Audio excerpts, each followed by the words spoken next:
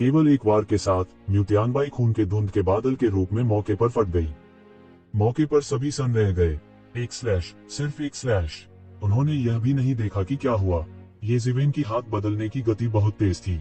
एक विभाजित सेकंड में वह पहले से ही इमेजेंस इमोर्टल एक्सटर्मिनेटिंग सेबर को झूला और दूर रख चुका था। केवल म्यूतियानबाई, जो येज़ेवेन का सामना कर रही थी, ने इमेजेंस इमोर्टल एक्सटर्मिनेटिंग सेबर को देखा। हालांकि उससे पहले ही येज़ेवेन द्वारा खून के धुंध के बादल में काट दिया गया था। उसके पास कुछ भी कहने का समय नहीं था, इसलिए हर कोई केवल येज़ेवेन को म्यूतियानबाई को एक स्लैश से मारते हुए देख सकता था। हफ हफ हफ। येज़ेवेन हवा में लगभग लकवाग्रस्त हो गई थी। उस ब्लेड के हमले ने म्यूतियानबाई का सीधे मौके पर ही सिर काट दिया था, लेकिन उसके शरीर के अंदर का असली युवान भी एक पल में भस्म हो गया था।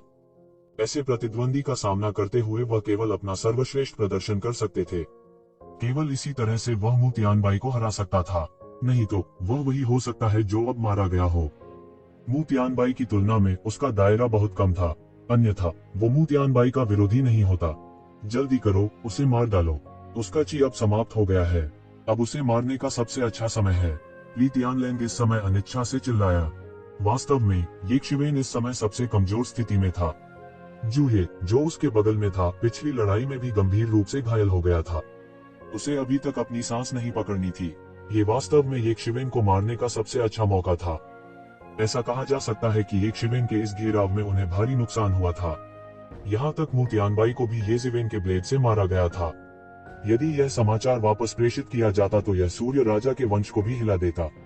इसके अलावा अन्य हॉ कुलों के कई विशेषज्ञ भी मारे गए थे, इसलिए वे इस समय पीछे हटने के लिए बिल्कुल अनिच्छुक थे। अगर वे येज़ेवेन को नहीं मार सकते थे तो वे यहाँ क्यों आए? यदि येज़ेवेन अपनी चरम स्थिति में होती तो उनके लिए इस समय मुड़ने और बच निकलने में बहुत देर हो चुकी होती। हालांकि ऐसा लग रहा था कि येज़ेवेन ने अपने जैन युवान को समाप्त कर दिया था, जिससे उन्हें एक बड़ी उम्मीद मिली थी। यदि वे येज़ेवेन को मार सकते हैं तो पिछले सभी नुकसानों की भरपाई की जा सकती है। उन्हें प्रतिष्ठा भी प्राप्त हो सकती है। इसके अलावा येज़ेवेन और म्यूतियानबाई के साथ उन्हें 10वें क्षेत्र में पहले के रूप में पहले क्षेत्र में प्रवेश करने की आशा भी थी। निस्संदेह यह उनके लिए एक बहुत ही आकर्षक बात थी। क्या उन्होंने केवल शीर्ष 100 में प्रवेश करने के लिए अपने जीवन की दांव पर नहीं लगा दिया?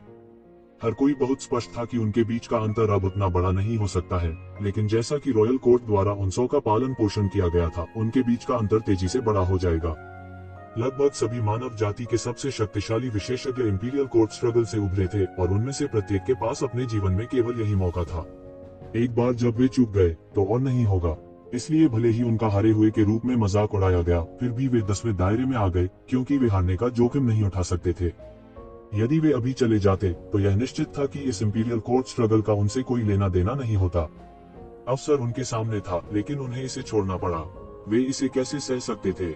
जल्द लेई जेंगक्सुन दहाड़ा। हालांकि वह अभी भी येज़ेवेन से बहुत डरता था, लेकिन इस समय वह पहले से ही लाभों से अंधा था। माफ कर, दूसरों के नीचे होने पर उनका फायदा उठाना। मैं इस तरह के व्यवहार से सबसे ज्यादा घृणा करता हूँ। जूये ने रेंगने की कोशिश की, लेकिन वह बेकार था। लगातार 2 बार बुरी तरह घायल होने के बाद भी वह अभी तक पूरी तरह से ठीक नहीं हुए थे। स्वोश, भीड़ से एक आकृति बाहर निकली और उसका दुबला पतला शरीर येज़ेवेन के सामने आकर रुक गया। भाई, ये जल्दी करो, मैं उन्हें रोकने में तुम्हारी मदद करूंगा।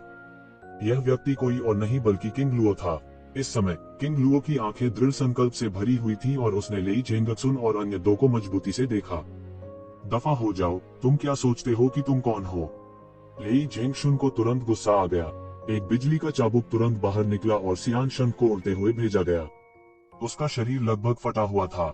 हालांकि सियान शंख तैयार थी, फिर भी उसकी ताकत और लेई जेंगक्सुन की ताकत के बीच एक बड़ा अंतर था, जो स्काई ह्यूमन स्टेज की 5वीं परत पर थी। किंग लुओ को सीधे बाहर कर दिए जाने के बाद लेई जेंगक्सुन, ली तियानलैंग और मिंग तियानिया तुरंत येज़ेवेन की ओर दौड़ पड़े। उनकी गति बहुत तेज थी और वे येज़ेवेन को बचने का कोई मौका नहीं देना चाहते थे। बूम! एक भयानक आवाज और येज़ेवेन की ठंडी आवाज तुरंत आई। तुम मौत को दावत दे रहे हो। ली तियानलैंग यह देखकर भयभीत हो गया कि येज़ेवेन की आकृति बिना उसकी ओर ध्यान दिए ही उसके सामने आ गई थी। येज़ेवेन ने अपना बड़ा सुनहरा हाथ खोला और उसे मौके पर ही पकड़ लिया। फिर येज़ेवेन ने ली तियानलैंग के चेहरे पर थप्पड़ मारा। टकराना, उसके शरीर को सीधे एक भयानक बल द्वारा नीचे लाया गया और सीधे जमीन पर एक बड़ी दरार को तोड़ दिया। उसका पूरा सिर मौके पर ही फूट गया। गुस्से में येज़िवेन बिल्कुल भी पीछे नहीं हटे और सीधे ली तियानलैंग को मौके पर ही मौत के घाट उतार दिया। हर कोई अलार्म में चिल्लाया। मौके पर सभी सन्न रह गए। उन्होंने उम्मीद नहीं की थी कि येशिवेन अभी भी इतना खूंखार होगा, भले ही उसने अपनी लड़ने की ताकत खो दी थी। शायद वह सिर्फ अपनी शारीरिक ताकत पर भरोसा करके जूये और अन्य लोगों के साथ समान रूप से लड़ सकता था। वास्तव में वह उनसे भी अधिक अत्याचारी हो सकता है। वे उसका फायदा उठाना चाहते थे जब वह अपने सबसे निचले बिंदु पर था, और जाहिर है उन्होंने अचानक लोहे की प्लेट को लात मार दी थी। ली तियानलैंग की मौत ने तुरंत मिंग तियानया और लेई जेंगक्सुन को एक हिंसक झटका दिया। वे बिना किसी हिचकिचाहट के सीधे घूमे और मौके पर ही चले गए। येज़िवेन ने भी उदासीनता से मिंग तियानया और लेई जेंगक्सुन को भागते हुए देखा, लेकिन उसने उन्हें नहीं मारा। ऐसा नहीं था कि वह नहीं चाहते थे, लेकिन वह अपनी वर्तमान स्थिति में इस तरह जारी नहीं रह सकते थे। वह अभी भी जबरन लड़ सकता था, लेकिन अगर वह सिनेबार चाहता तो उसके पास कमोबेश पर्याप्त ताकत नहीं होती। आखिरकार उसके शरीर की ची अभी अभी युद्ध में समाप्त हो गई थी। येज़िवेन जमीन से उतरी और वहीं स्थिर होकर खड़ी रही। उसने अपना मुंह खोला और अचानक आकाश में आध्यात्मिक ऊर्जा एक चक्रवात की तरह थी जो उसी स्थान पर उसके द्वारा चूसा जा रहा था। केवल एक क्षण में उसके शरीर में ची पहले ही 1/3 से ठीक हो चुकी थी। उसने जल्दी से ग्रीन कोंच और जूये को ठीक किया और थोड़ी देर बाद वे पहले ही अपनी चरम स्थिति में आ गए थे। हे येज़िवेन, अगर तुम नहीं होते तो मुझे डर है कि मैं कई बार मर चुका होता, जूये ने मुस्कुराते हुए कहा। वह स्पष्टवादी और उदार था और उसने बिल्कुल भी परवाह नहीं की। यह बात करने की जगह नहीं है, चलो पहले चलते हैं, येज़िवेन ने अपने चारों ओर अनगिनत जोड़ी आंखों को देखते हुए कहा। दोनों ने सिर हिलाया और जल्द ही उन तीनों ने उस घाटी को छोड़ दिया जो जमीन पर धंसी हुई थी। 10वीं दुनिया का महायुद्ध आखिरकार समाप्त हो गया था। सभी के लिए इस लड़ाई के माध्यम से 10वीं दुनिया के नेता के रूप में येज़िवेन की पहचान पूरी तरह से स्थापित हो गई थी। वे विदेशी विशेषज्ञ जो सीमा पार अभियान में भाग लेने आए थे, येशिवेन की तुलना में कुछ भी नहीं थे।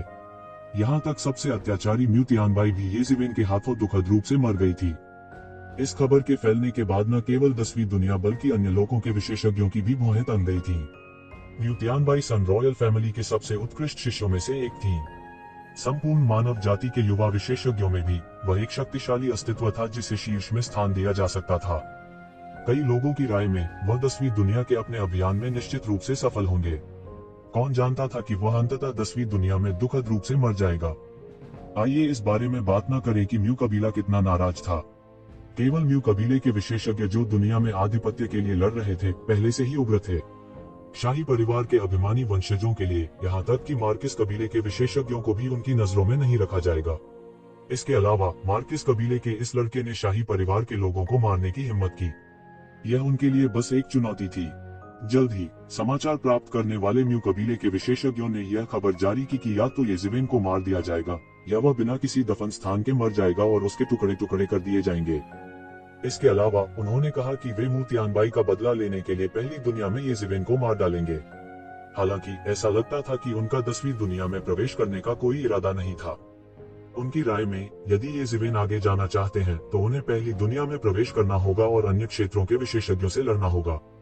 जल्दी या बाद में वे उसे पकड़ लेंगे। एक समय के लिए येज़िवेन का नाम अनगिनत लोगों के लिए सबसे अधिक जाना जाने लगा था। यह कहा जा सकता है कि वह मानव जाति के युवा विशेषज्ञों में प्रसिद्ध थे। लेकिन जो भी हो, 10वीं दुनिया पर येज़िवेन का प्रभुत्व पहले से तय था। म्यू तियानबाई को येज़िवेन द्वारा पराजित करने के बाद ऐसा कोई नहीं था जो 10वीं दुनिया में येज़िवेन की शक्ति को चुनौती देना चाहता था। आखिरकार म्यू तियानबाई की ताकत के बारे में बहुत से लोग बहुत स्पष्ट थे। वह एक कुख्यात अस्तित्व था जो अतीत में ये वंश के 5 अत्याचारियों से कमतर नहीं था। अब वो भी येशिवेन से हार गया था, तो कितने लोग उसके लिए मुसीबत खड़ी करने की हिम्मत करेंगे। यहाँ तक लेई जेंगक्सुन और मिंग तियान्या, ये 2 लोग जो येज़िवेन के हाथों से बच गए थे, रातों रात दुनिया की बाधा को तोड़कर दूसरी दुनिया में भाग गए। उन्होंने 10वीं दुनिया में रहने की हिम्मत नहीं की। कौन जानता था कि येशिवेन उन्हें खोजना जारी रखेगी। अगर ऐसा होता तो क्या वे निश्चित रूप से मर नहीं जाते। हालांकि म्यू तियानबाई को मारने के बाद येज़िवेन एक बार फिर बिना किसी निशान के गायब हो गया। उन्होंने 10वीं दुनिया में हो रहे नरसंहार पर कोई ध्यान नहीं दिया। ऐसा लग रहा था जैसे वह अपने मौजूदा कोटे से संतुष्ट है। हालांकि यह सच था कि अब उसके हाथों में अधिकांश नंबर प्लेटें थी और वह वास्तव में संतुष्ट था। जैसा कि उन्होंने उम्मीद की थी, चाहे कुछ भी हो, येशिवेन पहली दुनिया में जाएंगे। इस वजह से विजय का मार्ग नहीं रुकेगा। हालांकि जैसा कि कहा जाता है, योजनाएं परिवर्तनों के साथ नहीं रह सकती हैं। ठीक उसी समय जब हर कोई यह देखने के लिए इंतजार कर रहा था कि यक्षविन पहली दुनिया में कब जाएगी, इंपीरियल कोर्ट स्ट्रगल का अंत हो गया। सभी विशेषज्ञों को अपने अपने वरिष्ठों और उस्तादों से गुप्त संदेश मिला था कि इंपीरियल कोर्ट स्ट्रगल अब समाप्त होने वाला है। अब सभी 10 लोगों ने अपने अभियान और रैंकिंग समाप्त कर ली थी। प्रत्येक दुनिया के शीर्ष 10 विशेषज्ञ इस इंपीरियल कोर्ट स्ट्रगल के शीर्ष 100 विशेषज्ञ होंगे। मूल रूप से वे अभियानों के लिए पहली दुनिया में प्रवेश करने जा रहे थे, इसलिए शीर्ष 100 में प्रवेश करने के लिए कुछ विशेषज्ञ नंबर टैग छीनने के इंतजार में थे। हालांकि वे सभी इस समय रुक गए। इंपीरियल कोर्ट स्ट्रगल भी स्थगित कर दिया गया था। कितने समय के लिए इसे स्थगित कर दिया गया था कोई नहीं जानता था, क्योंकि एक पृथ्वी टूटने वाली घटना घटी थी। शैतान जाति ने बड़े पैमाने पर आक्रमण शुरू कर दिया था। नदियां और पहाड़ हिरन के समान थे और सारा जगत उसका पीछा कर रहा था। इस खबर ने तुरंत कई प्रतिभाओं को झकझोर दिया जो अभी भी रॉयल कोर्ट स्ट्रगल में डूबे हुए थे। कई प्रतिभाएं दानव जाति से परिचित थीं। उनमें से कई ने दानव जाति के खिलाफ लड़ाई लड़ी थी और 13 आयरन ब्लड ईगल कैवलरी जैसे कई थे। लेकिन कुछ भी हो, सभी के लिए दानव जाति अभी भी बहुत दूर की बात थी। दानव जाति को लंबे समय से दानव क्षेत्र में दबा दिया गया था, तो वे अचानक रक्षा पंक्ति को कैसे तोड़ सकते हैं। यहाँ तक अगर एक सामान्य जगह में एक दरार फटी हुई थी, तो एक बड़ी राक्षस सेना के लिए वहां से गुजरना असंभव होगा। इस तरह के एक आंदोलन को मानव जाति और प्राचीन उजाड़ के विभिन्न कुलों द्वारा खोजा गया और समाप्त कर दिया गया। उन दरारों के लिए जो लंबे समय तक बनी रही, वे मार्क्विस और रॉयल कुलों द्वारा संरक्षित थे, जो कि प्राचीन उजाड़ के माध्यम से दानव जाति को तोड़ने से रोकते थे।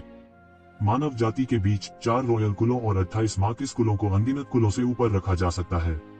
उनकी अत्याचारी ताकत के अलावा सबसे बुनियादी कारण यह था कि उन्होंने कई वर्षों तक मानव दानव मार्ग की रक्षा की थी। उन्होंने मानव जाति और यहाँ तक प्राचीन बैरेंस महाद्वीप के लिए भी महान योगदान दिया था। इसलिए लोग उन्हें हर किसी से ऊपर होने को बर्दाश्त कर सकते थे। हालांकि प्राचीन बैरेंस महाद्वीप में विभिन्न गुटों के बीच संघर्ष थे, कुल मिलाकर इसे अपेक्षाकृत शांतिपूर्ण माना जाता था। इसलिए जब उन्होंने यह खबर सुनी तो हर कोई अविश्वास में था। उनकी पहली प्रतिक्रिया यही थी कि उनसे जरूर कोई गलती हुई होगी, नहीं तो ऐसा कैसे हो सकता है। लेकिन जल्द ही उन्हें एहसास हुआ कि यह मजाक नहीं था, क्योंकि 10 लोगों में से दानवों के क्षेत्र में घुसपैठ शुरू हो गई थी। दानव डोमेन की शक्ति विश्व बाधा को तोड़ने की कोशिश कर रही थी, इसलिए रॉयल कोर्ट के पास रॉयल कोर्ट स्ट्रगल को अस्थायी रूप से रोकने के अलावा कोई विकल्प नहीं था। हालांकि इसे टालने की बात कही गई थी, लेकिन यह कब तक जारी रहेगा कोई नहीं जानता था। इस खबर को पाकर हर कोई थोड़ा अवाक रह गया। इस समय कोई भी लड़ाई जारी रखने के मूड में नहीं था। हालांकि उनमें से कई व्यक्तिगत कृषक थे। व्यक्तिगत कृषक केवल मार्क्विस और रॉयल कुलों के सापेक्ष थे। बहुत कम व्यक्तिगत कृषक थे जो वास्तव में वैयक्तिक कृषक थे। उन सभी के अपने अपने संप्रदाय या कुलों के बुजुर्ग उन्हें लेने के लिए आ रहे थे। चूंकि वह उसी दुनिया में नहीं था जिसमें ये कबीले के अन्य विशेषज्ञ थे, येज़िवेन उनके साथ नहीं लौटा। कानून प्रवर्तन हॉल ने वास्तव में ओल्गिए को येज़िवेन को लेने के लिए भेजा था।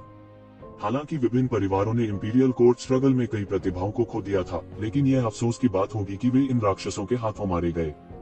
यह अज्ञात था कि इन राक्षसों को कैसे पता चला कि रॉयल कोर्ट टूर्नामेंट आयोजित कर रहा था और अनगिनत युवा विशेषज्ञ रॉयल कोर्ट में थे। उन्होंने वास्तव में अपने दुष्ट पंजे इन लोगों की ओर बढ़ाए थे। यह नहीं कहा जा सकता कि उनके इरादे दुर्भावनापूर्ण नहीं थे। यदि वे वास्तव में सफल हो जाते हैं तो मानव कबीला सबसे अधिक संभावना विरासत की एक पीढ़ी को खो देगा। इसे देखते हुए रॉयल कोर्ट के पास रॉयल कोर्ट टूर्नामेंट को अस्थायी रूप से रोकने की घोषणा करने के अलावा कोई विकल्प नहीं था। येज़िवेन, जूये और अन्य लोगों को इंपीरियल कोर्ट के बाहर शहर में टेलीपोर्ट किया गया। इस शहर ने अनगिनत वर्षों से युद्ध का सामना नहीं किया था, तो यह इस समय सबसे क्रूर परीक्षा का सामना कर रहा था। डेविल रेस के अनगिनत विशेषज्ञों ने शहर को इतनी मजबूती से घेर लिया था कि पानी की एक बूंद भी नहीं टपक सकती थी। आसमान में छाए काले बादलों ने सीधे पूरे आसमान को ढक लिया। एक भयानक मारक शक्ति ने पूरे शहर को घेर लिया। अनगिनत वर्षों से पूरे शहर में जिन सरणियों को सुदृढ़ किया गया था, वे सभी एक पल में सक्रिय हो गईं। रक्षात्मक सरणियां, सुदृढ़ीकरण सरणियां और आक्रामक सरणियां थीं। यह शहर रॉयल कोर्ट की रक्षा की पहली पंक्ति थी जिसे हेवनली कोर्ट ने हर कीमत पर बनाया था। यह मानव कबीले की रक्षा की पहली पंक्ति भी थी। आकाश में शाही दरबार के कई सैनिक शैतानी जाति के खिलाफ युद्ध की मुद्रा में लड़ रहे थे। हालांकि यह सैकड़ों लाखों वर्षों में पहली बार था जब रॉयल कोर्ट पर इस तरह हमला किया गया था। वे डेविल रेस से अपरिचित नहीं थे, क्योंकि वे सब शैतान जाति के विरुद्ध युद्ध में खड़े हुए थे। यह सिर्फ इतना था कि युद्ध क्षेत्र तब डेविल डोमेन में था। इस बार यह रॉयल कोर्ट में स्थानांतरित हो गया था। हाँ, मैं थोड़ा उत्साहित हूँ। जूये ने आकाश में शैतानी बादलों और डेविल रेस के उभरते विशेषज्ञों को देखा। इस समय न केवल वह भयभीत नहीं था बल्कि वह असामान्य रूप से उत्साहित भी था। उनके अलावा कई विशेषज्ञ ऐसे भी थे जो अभी अभी ट्रायल की दुनिया से बाहर आए थे। उनमें से कुछ को इस शहर में टेलीपोर्ट किया गया था, जबकि अन्य को अन्य शहरों में टेलीपोर्ट किया गया था। यह बहुत भयानक है। डेविल रेस के इतने शीर्ष विशेषज्ञ कैसे घुस आए? फुफकार, किसी ने अविश्वास से कहा। वे सभी युवा पीढ़ी के सबसे उत्कृष्ट विशेषज्ञ थे। वे अभी भी बढ़ रहे थे। रॉयल कोर्ट ने इस समय उन्हें लड़ने देने की योजना नहीं बनाई थी, इसलिए वे केवल बगल से ही देख सकते थे। उन्हें लड़ने की बिल्कुल भी अनुमति नहीं थी। आकाश में भयंकर युद्ध को देखकर बहुत से लोग सिहर उठे बिना नहीं रह सके। भले ही वे सभी अनुभवी और जानकार लोग थे, फिर भी वे ऐसा ही महसूस करते थे। आकाश में युद्ध रोना कभी बंद नहीं हुआ। किसी भी समय लोग आसमान से गिरे और लाशों में बदल गए। कुछ शहर में गिरे तो कई शहर के बाहर पकौड़े की तरह गिरे। वे सीधे जमीन पर गिर पड़े। उन्हें देखा नहीं जा सकता था, लेकिन उन्हें मांस के पेस्ट में तोड़ दिया गया होगा। शैतान जाति के सैनिक और मानव कबीले के सैनिक थे। दोनों पक्ष जानलेवा उन्माद में थे। इस समय उनके लिए थोड़ी सी भी दया करना असंभव था। यह हत्या करने का बिल्कुल अलग तरीका था जिसकी अधिकांश लोगों ने साधना की। यह युद्ध के मैदान में मार रहा था। हर कोई, आपके संप्रदायों ने पहले ही लोगों को यहाँ भेज दिया है। ये जगह बेहद खतरनाक है और हम नहीं जानते कि यह कब गिर जाए। इसलिए यदि आप कर सकते हैं तो कृपया जितनी जल्दी हो सके छोड़ दें, अन्यथा हम आपकी रक्षा करने में सक्षम नहीं हो सकते। इस समय आकाश में एक शक्तिशाली आकृति दिखाई दी। उसने लोहे के कपड़े पहने हुए थे। यह स्पष्ट रूप से रॉयल कोर्ट का एक जनरल था। धिक्कार है, क्या वे सोचते हैं कि हम बोझ हैं? कोई बात नहीं, हम सभी स्वर्ग क्षेत्र के विशेषज्ञ हैं। हम बोझ कैसे हो सकते हैं? किसी ने अनिच्छा से कहा। यह जनरल स्पष्ट रूप से उन्हें बोझ समझता था। उनके चेहरे पर एक तिरस्कारपूर्ण मुस्कान भी थी। इस तरह की तीव्र अराजक लड़ाई में स्वर्ग क्षेत्र के विशेषज्ञ भी बहुत काम नहीं आएंगे। हालांकि ऐसे लोग थे जो बहुत स्पष्ट थे कि दो सेनाओं के बीच इस तरह की अराजक लड़ाई में स्वर्ग क्षेत्र के विशेषज्ञ सामान्य लोगों से बहुत बेहतर नहीं थे। स्वर्ग क्षेत्र के 7वें स्तर पर केवल वे ही कह सकते थे कि उनके पास इस अराजक लड़ाई में खुद को बचाने की क्षमता थी, और स्वर्ग क्षेत्र के केवल वे अजेय विशेषज्ञ ही इसके भीतर स्वतंत्र रूप से आगे बढ़ सकते थे। बहुत से लोगों ने आह भरी। हालांकि वे क्रोधित थे। वे ऐसे लोग नहीं थे जो स्थिति को नहीं समझते थे। शहर को देखते हुए वहां मूल रूप से बहुत से निवासी रहते थे। इस दौरान इन लोगों ने भी अपना सामान पैक किया और जल्दी से निकल गए। यदि वे सामान्य लोग होते तो निस्संदेह दृश्य बहुत अराजक होता, लेकिन वे सभी कृषक थे, इसलिए यह बहुत तेज था। उन्हें अपना सामान समेटने की जरूरत नहीं पड़ी। वे सब कुछ अपने स्थानिक छल्ले में डाल सकते थे और इसे दूर ले जा सकते थे। यहाँ तक कई घर जादू के उपकरण थे, इसलिए वे बस उन्हें उखाड़कर छोड़ सकते थे। इसलिए जब वे संघर्ष की दुनिया से बाहर आए तो शहर के अधिकांश निवासी पहले ही जा चुके थे। हालांकि शहर अभी भी बहुत मजबूत था। कोई नहीं जानता था कि यह कब टूट जाएगा। उस समय उन्हें टेलीपोर्टेशन फॉर्मेशन को नष्ट करना होगा और रक्षा की दूसरी पंक्ति में पीछे हटना होगा। उस समय वे वास्तव में जाने में सक्षम नहीं होंगे। अचानक आकाश में बिजली का एक बोल्ट अचानक एक बड़े जाल में बदल गया और वह बह गया। बलपूर्वक एक विशाल खूनी रास्ता बना रहा था। हर जगह यह गुजरा। अंतरिक्ष पूरी तरह से ढह गया और जो शैतान युद्ध में थे वे सीधे मौके पर खूनी धुंध में बह गए। दृश्य अत्यंत दुखद था। इसके बाद 1 दर्जन से अधिक हस्तियां अंदर आ गईं। ये विशेषज्ञ थंडर आर्मर पहने हुए थे। वे जहां भी जाते शैतान चिल्लाते और मरते। नेता एक अधेड़ उम्र का आदमी था। वह सर्वोच्च ऐश्वर्य वाले सम्राट की तरह थे। उसके चारों ओर अनगिनत बिजली की रोशनी चमक उठी, जिससे एक भयानक थंडर किंगडम बन गया। यह थंडर कबीले मार्किस ऑफ थंडर का पितामह है। किसी ने इस परम विशेषज्ञ को पहचान लिया। थंडर कबीला 28 मार्क्विस कुलों में से एक था। उनके पितामह इंपीरियल कोर्ट द्वारा प्रदत्त मार्क्विस ऑफ थंडर भी थे। थंडर कबीले के कुलपति की हर पीढ़ी स्वतः ही थंडर का मार्किस बन जाएगी। मार्क्विस ऑफ थंडर की पहली पीढ़ी के बाद से मार्क्विस ऑफ थंडर की क्रमिक पीढ़ियां इंपीरियल कोर्ट के प्रसिद्ध जनरल थे, खासकर जब राक्षसों का सामना कर रहे थे। थंडर कबीले की बिजली की तकनीक राक्षसों की दास्ता थी। इसने थंडर कबीले के शिष्यों को राक्षसों का सामना करते समय एक अभूतपूर्व लाभ प्राप्त करने की अनुमति दी। जोकर, आप इंपीरियल कोर्ट में परेशानी पैदा करने की हिम्मत करते हैं, मार्किस ऑफ थंडर ने ठंडेपन से कहा। उसने लापरवाही से हमला किया और बिखरे हुए बिजली के ड्रैगन आकाश और पृथ्वी को विभाजित करने लगे। वे दैत्य चढ़ते चढ़ते घायल हो गए और छूते ही मर गए। यह मृत्यु के देवता के समान था जो सभी जीवनों की कटाई करता है। शहर में भी ये जिवेन इस बिजली की तकनीक की भयानक शक्ति को महसूस कर सकती थी। हालांकि लेई झेंगक्सुन की लाइटनिंग तकनीक को शक्तिशाली माना जाता था, लेकिन यह मार्क्विस ऑफ थंडर की तुलना में फीकी पड़ गई। यह स्पष्ट था कि मार्किस ऑफ थंडर पहले ही दिव्य क्षेत्र में कदम रख चुका था और वह इस तरह के युद्ध क्षेत्र में स्वतंत्र रूप से आगे बढ़ सकता था। मार्किस ऑफ थंडर ने अपनी चाल चल दी है। हमारा शहर अब सुरक्षित होना चाहिए। इंपीरियल कोर्ट में भी मार्किस ऑफ थंडर के युद्ध कौशल को शीर्ष पर रखा जा सकता है। प्राचीन सूनेपन में भी उसके लिए एक मैच खोजना कठिन था। उल्लेख नहीं है, थंडर कबीले की बिजली की तकनीक का राक्षसों पर स्वर्ग विरोधी प्रभाव पड़ता है, इसलिए कोई समस्या नहीं होनी चाहिए। मार्किस ऑफ थंडर को आते देख बहुत से लोग मदद नहीं कर सके, लेकिन राहत की सांस ली। मार्किस ऑफ थंडर, मैंने लंबे समय से आपकी अजय और बिजली तकनीक के बारे में सुना है, लेकिन मुझे इस पर विश्वास नहीं है। इस बूढ़े व्यक्ति से हाथ मिलाने की कोशिश करें। अचानक आकाश में दानव विशेषज्ञों के बीच से एक काली रोशनी निकली।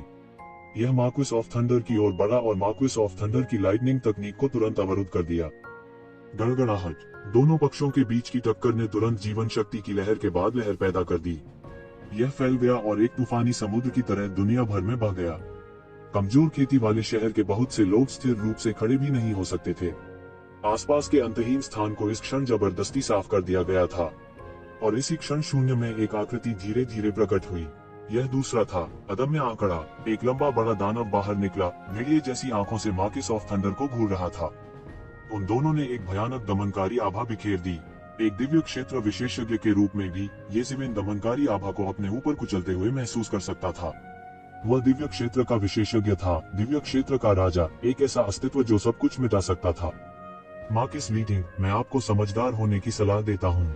आज रॉयल कोर्ट गिर जाएगा। अब आपके लिए आत्मसमर्पण करने में देर नहीं हुई है। महान दानव कबीले के बड़े ने ठंडेपन से कहा, तुम बदबूदार मछलियां और झींगे रॉयल कोर्ट को तोड़ना चाहते हो। तुम सच में मरना चाह रहे हो। मार्किस लीटिंग ने उपहास किया। असीम बिजली उसके चारों ओर घनीभूत होने लगी, जिससे उसके चारों ओर एक विशाल बिजली का दैत्य बन गया। पूरे युद्ध के मैदान में यह अजेय था। ये दैत्य इस बिजली के दैत्य को जरा भी नहीं रोक सके। यह बिजली का दैत्य राक्षसों की भीड़ में घुस गया। एक कदम के साथ स्थिर स्थान पानी की तरह तरंगित होने लगा। भयानक ध्वनि तरंगे तुरंत सभी दिशाओं में फैल गईं। आ आ आ जब ध्वनि तरंगों ने उन्हें चूर चूर कर दिया तो असंख्य राक्षस बुरी तरह चिल्ला उठे। आकाश मानव मंच के नीचे के राक्षस केवल एक ध्वनि तरंग को भी रोकने में असमर्थ थे। शहर में हर कोई ठंडी हवा की सांस लेने से खुद को रोक नहीं सका। इस समय वे अंत में समझ गए कि क्यों स्वर्ग क्षेत्र के विशेषज्ञ वास्तव में उजाड़ पुरातनता में निर्बाध रूप से आगे बढ़ सकते हैं। इस प्रकार की शक्ति बिल्कुल बेजोड़ थी। इस तरह की अराजकता और ऐसे विशेषज्ञों का सामना करते हुए स्वर्ग क्षेत्र के विशेषज्ञों के रूप में वे प्रवेश करने पर केवल खुद को अपनी मृत्यु के लिए भेज रहे होंगे। मार्किस लीटिंग जोर से हंसा। उसके चारों ओर अंतहीन बिजली से बने बिजली के विशाल के हाथों में एक बिजली का भाला दिखाई दिया। अचानक झूले के साथ नीला बिजली का भाला धनुष से निकले तीर की तरह था। एक जोश के साथ यह आकाश में लकीर खींचती है, सीधे शून्य को चकनाचूर कर देती है। एक पल में यह 9वें स्वर्ग क्षेत्र के एक शिखर विशेषज्ञ की ओर फटा। 9वें फर्म स्काई ह्यूमन दायरे दानव के सामने सुरक्षात्मक क्विंटेसियंशियल क्यूई की परतें तुरंत बिखर गईं। ऊंची दबी हुई गुरगुराहट के बाद नीला बिजली भाला सीधे 9वें आकाशीय क्षेत्र दानव के माध्यम से चुभ गया, जिससे वह मौके पर ही बीच में ही मर गया। यह अज्ञात था कि इस कदम से कितने लोग हैरान और डरे हुए थे, विशेषकर शहर के शीर्ष प्रतिभाएं। वे मूल रूप से बहुत गर्व महसूस कर रहे थे, यह सोचकर कि उनकी साधना पहले ही विश्व को हिला देने वाले स्तर तक पहुंच चुकी है। उनमें से कई पहले से ही दिव्य क्षेत्र में कदम रख चुके थे, यह सोचते हुए कि वे पहले से ही प्राचीन उजाड़ भूमि के शासकों में से एक बन गए थे। लेकिन जब उन्होंने मार्किस ऑफ थंडर को कार्रवाई करते देखा तो वे अंततः समझ गए कि उनके और इन शीर्ष विशेषज्ञों के बीच कितना अंतर था। प्राचीन बेरेंस महाद्वीप में एक 9वां स्वर्ग क्षेत्र विशेषज्ञ एक विशाल व्यक्ति होगा। हालांकि वह मार्किस ऑफ थंडर के एक भी कदम का सामना नहीं कर सका। उन्हें इस स्तर तक पहुंचने में कितना समय लगेगा यह अज्ञात था। अधिकांश लोगों को कभी भी मार्किस ऑफ थंडर के स्तर तक पहुंचने का मौका नहीं मिलेगा। मौत को प्रणाम। इस समय दिव्य क्षेत्र में महान दानव तुरंत क्रोधित हो गया। उसने मार्किस ऑफ थंडर पर हमला करना शुरू कर दिया। उसके हाथ में राक्षसी क्यूई के साथ एक राक्षसी कृपाण प्रकट हुई। अंतहीन कृपाण प्रकाश हवा में संघनित होकर एक राक्षसी कृपाण प्रकाश में बदल जाता है। इसने हवा की एक भयानक लहर को बंद कर दिया क्योंकि यह तुरंत मार्किस ऑफ थंडर की ओर फिसल गया। मार्किस ऑफ थंडर ने उपहास किया और बिजली के विशाल को तुरंत दूर कर दिया। जाहिर है अपनी ताकत से वह ऐसी स्थिति को लंबे समय तक बनाए नहीं रख सका। मौके पर उसने अपने वज्र कवच पर रख दिया और चौंकाने वाली तलवार को पकड़ लिया। गड़गड़ाहट। उस भयानक राक्षसी कृपाण के कृपाण प्रकाश ने शून्य को चकनाचूर कर दिया और सब कुछ ध्वस्त कर दिया। सदमे की लहरें बह गईं, जिससे शहर के लोग मजबूती से खड़े होने में असमर्थ हो गए और उनके उड़ जाने का खतरा था। हालांकि यह कृपाण मार्क्विस ऑफ थंडर के थंडर कवच पर केवल कुछ दरारें छोड़ सकता था, इसे तोड़ नहीं पाया। इसके अलावा उसके ट्रू युआन की पुनः पूर्ति के साथ दरारें जल्दी ठीक हो गईं। कितना शक्तिशाली थंडर कवच है। मैंने केवल सुना है कि थंडर कबीले का थंडर कवच थंडर कबीले की सर्वोच्च गुप्त तकनीक है। अफवाह यह है कि यह पौराणिक थंडर कबीले से विरासत में मिली थी। थंडर क्लान की थंडर तकनीक में आक्रमण और बचाव दोनों है और यह सर्व विजेता है। हालांकि साथ ही उनका वज्र कवच भी दुनिया के सबसे कठिन कवचों में से एक है। किसी ने कहा। यक्षिवेन ने अपनी आंखें टेढ़ी कर लीं। थंडर कबीले के पास वज्र कवच था। केवल उनके भौतिक शरीर के आधार पर उनकी तुलना शायद बारबेरियन गॉड ट्रू बॉडी और अन्य शाही शरीरों से की जा सकती है। बेशक यह वज्र कवच के कारण था। ट्रू युआन की खपत भी बहुत अधिक थी। यह येज़िवेन और अन्य लोगों के विपरीत था, जिनका भौतिक शरीर पहले से ही बेहद मजबूत था और उन्हें ट्रू युआन का उपभोग करने की आवश्यकता नहीं थी। हालांकि फिर भी यह वज्र कवच लोगों को चौंका देने के लिए पर्याप्त था। और इस समय मार्क्विस ऑफ थंडर ने आखिरकार अपना हमला शुरू कर दिया। जोर की दहाड़ के साथ उसने अपने हाथ से पकड़ लिया। तुरंत हवा चली और एक पहाड़ की तरह वह दिव्य क्षेत्र में महान दानव की ओर लपका। बूम! एक और भयानक धमाका हुआ। विशाल प्रभाव ने सीधे अंतरिक्ष को चकनाचूर कर दिया और फिर थोड़ा थोड़ा करके अंतरिक्ष के नियमों द्वारा इसकी मरम्मत की गई। पूरा दृश्य असामान्य रूप से भयानक था। Boom boom boom! आसमान में उन दोनों ने पहले ही लड़ाई शुरू कर दी थी। क्योंकि यहाँ दोनों ओर से सेनाएं थीं, दोनों पक्षों की अपनी अपनी शंकाएं थीं, इसलिए वे अपनी पूरी शक्ति का प्रयोग नहीं कर सकते थे। नतीजतन उन दोनों ने सीधे आकाश में अपना रास्ता लड़ा। सभी के दिव्य ज्ञान ने इसका अनुसरण किया और जब उन्होंने देखा तो उन्होंने देखा कि महान दानव कबीले के बुजुर्ग ने दहाड़ लगाई। उसके हाथ में राक्षसी कृपाण ने एक अंतहीन प्रकाश उत्सर्जित किया। शून्य में अनगिनत कृपाण रोशनी को नष्ट कर दिया। सीधे मार्क्विस ऑफ थंडर पर हमला किया। मार्क्विस ऑफ थंडर के लिए वह और भी क्रूर था। उसने ब्लेड की रोशनी को अपने शरीर से टकराने दिया, लेकिन उसके हाथ में भाला भी आकाश में घुस गया, सीधे महान दानव एल्ड की ओर बढ़ गया। बूम! राक्षसी ब्लेड और भाला आकाश में जमकर टकराए और गति अनंत थी। अंतरिक्ष उबल गया, विकृत हो गया और बलपूर्वक टुकड़ों में कुचल दिया गया। शून्य ऐसी भयानक शक्ति को सहन नहीं कर सकता था और उसके पास इस भयानक शक्ति को आदिम अराजकता में स्थानांतरित करने के अलावा कोई विकल्प नहीं था। आकाश और पृथ्वी विलाप करने लगे। मेरे लिए मरो। इस समय थंडर के मार्क्विस ने जोर से गर्जना की और उसके हाथ में नीला भाला हवा के साथ बढ़ गया। यह एक स्वर्गीय खंभे की तरह था और उसने तुरंत इसे बाहर फेंक दिया। यह एक रॉकेट की तरह उड़ गया और चीला ध्वनि के साथ यह आकाश के माध्यम से कट गया, सीधे शून्य को तोड़ दिया और मौलिक अराजकता में घुस गया। फिर इसने महान दानव एल्ड के सामने की जगह को तोड़ दिया और तुरंत उसके सामने प्रकट हो गया। Boom! The great field clan के ओल्ड मैन ने आखिरकार प्रतिक्रिया दी। उसने अपने डेविल सेबर को उठाया और आने वाले भाले से मिलने के लिए उसे नीचे गिरा दिया। गड़गड़ाहट। राक्षसी ब्लेड पर एक अतुलनीय शक्तिशाली शक्ति बढ़ी और विशाल शक्ति भी सीधे आत्मा तक पहुंच गई। टकराना। द ग्रेट डेमन एल्डर को मौके पर ही उड़ते हुए भेजा गया। उसका शरीर प्रतापी था और उसकी शारीरिक साधना दुर्बल नहीं थी। हालांकि थंडर के मार्क्विस के सामने वह एक भी झटका झेलने में असमर्थ लग रहा था और वह भाले से लगभग बुरी तरह घायल हो गया था। उसने राक्षसी रक्त का एक कौर उगल दिया। वह अप्रत्याशित रूप से घायल हो गया था और उसका हाथ थोड़ा सुन्न हो गया था। वज्र की शक्ति उसके शरीर में कहर बरपा रही थी। गड़गड़ाहट और बिजली की शक्ति, जो यांग ऊर्जा का सबसे शुद्ध रूप था, अंत में दानव जाति पर अपना संयमित प्रभाव दिखा रही थी। इस समय मार्क्विस ऑफ थंडर ने एक कदम आगे बढ़ाया और उसका आंकड़ा तुरंत चमक गया। जब वह फिर से प्रकट हुआ तो वह अप्रत्याशित रूप से महान दानव एल्ड के सामने था। इतनी तेजी, येज़िवेन की दृष्टि धुंधली हो गई और मार्क्विस ऑफ थंडर पहले ही महान दानव एल्ड के सामने आ चुका था। येज़िवेन की आंखें मार्क्विस ऑफ थंडर की गति के साथ भी नहीं टिक सकी। इससे यक्षिवेन को संकट की तीव्र अनुभूति हुई। यदि उसका पीछा मार्क्विस ऑफ थंडर द्वारा किया गया था तो भले ही उसके पास स्टॉर्म विंग्स हो, वह बच नहीं पाएगा। वह इस बारे में सोचते हुए अपनी पीठ पर ठंडक महसूस किए बिना नहीं रह सका। आकाशीय क्षेत्र के विशेषज्ञ उसकी कल्पना से कहीं अधिक भयानक थे। चाहे वह महान दानव एल्ड हो या मार्क्विस ऑफ थंडर, उन दोनों में भयानक ताकत थी जिसकी वह तुलना नहीं कर सकता था। मार्क्विस ऑफ थंडर सीधे ऊपर चला गया था। उसने शून्य को तोड़ा नहीं था, लेकिन उसकी गति शून्य को चीरने से भी तेज थी। उसकी गति कितनी तेज थी, यक्षिवेन ने महसूस किया कि उसके रोंगटे खड़े हो गए। बेशक ऐसा इसलिए था क्योंकि येज़िवेन की खेती अभी भी काफी अधिक नहीं थी। यदि उसने एक दिन आकाशीय क्षेत्र में कदम रखा तो उसकी गति केवल मार्किस ऑफ थंडर से तेज होगी। हालांकि थंडर कबीले की थंडर तकनीक की शक्ति को इससे देखा जा सकता था। ये ज़िवेन ने कभी भी ऐसी साधना तकनीक नहीं देखी थी जो आक्रमण और रक्षा गति दोनों के शिखर तक पहुंच सके। इस गड़गड़ाहट तकनीक के बारे में कहा जाता था कि यह पौराणिक थंडर भगवान से विरासत में मिली है। शायद वास्तव में ऐसी कोई संभावना थी। जब ये ज़िवेन अपने विचारों में खोया हुआ था, थंडर का मार्किस पहले ही महान दानव कबीले के बूढ़े आदमी के सामने आ चुका था।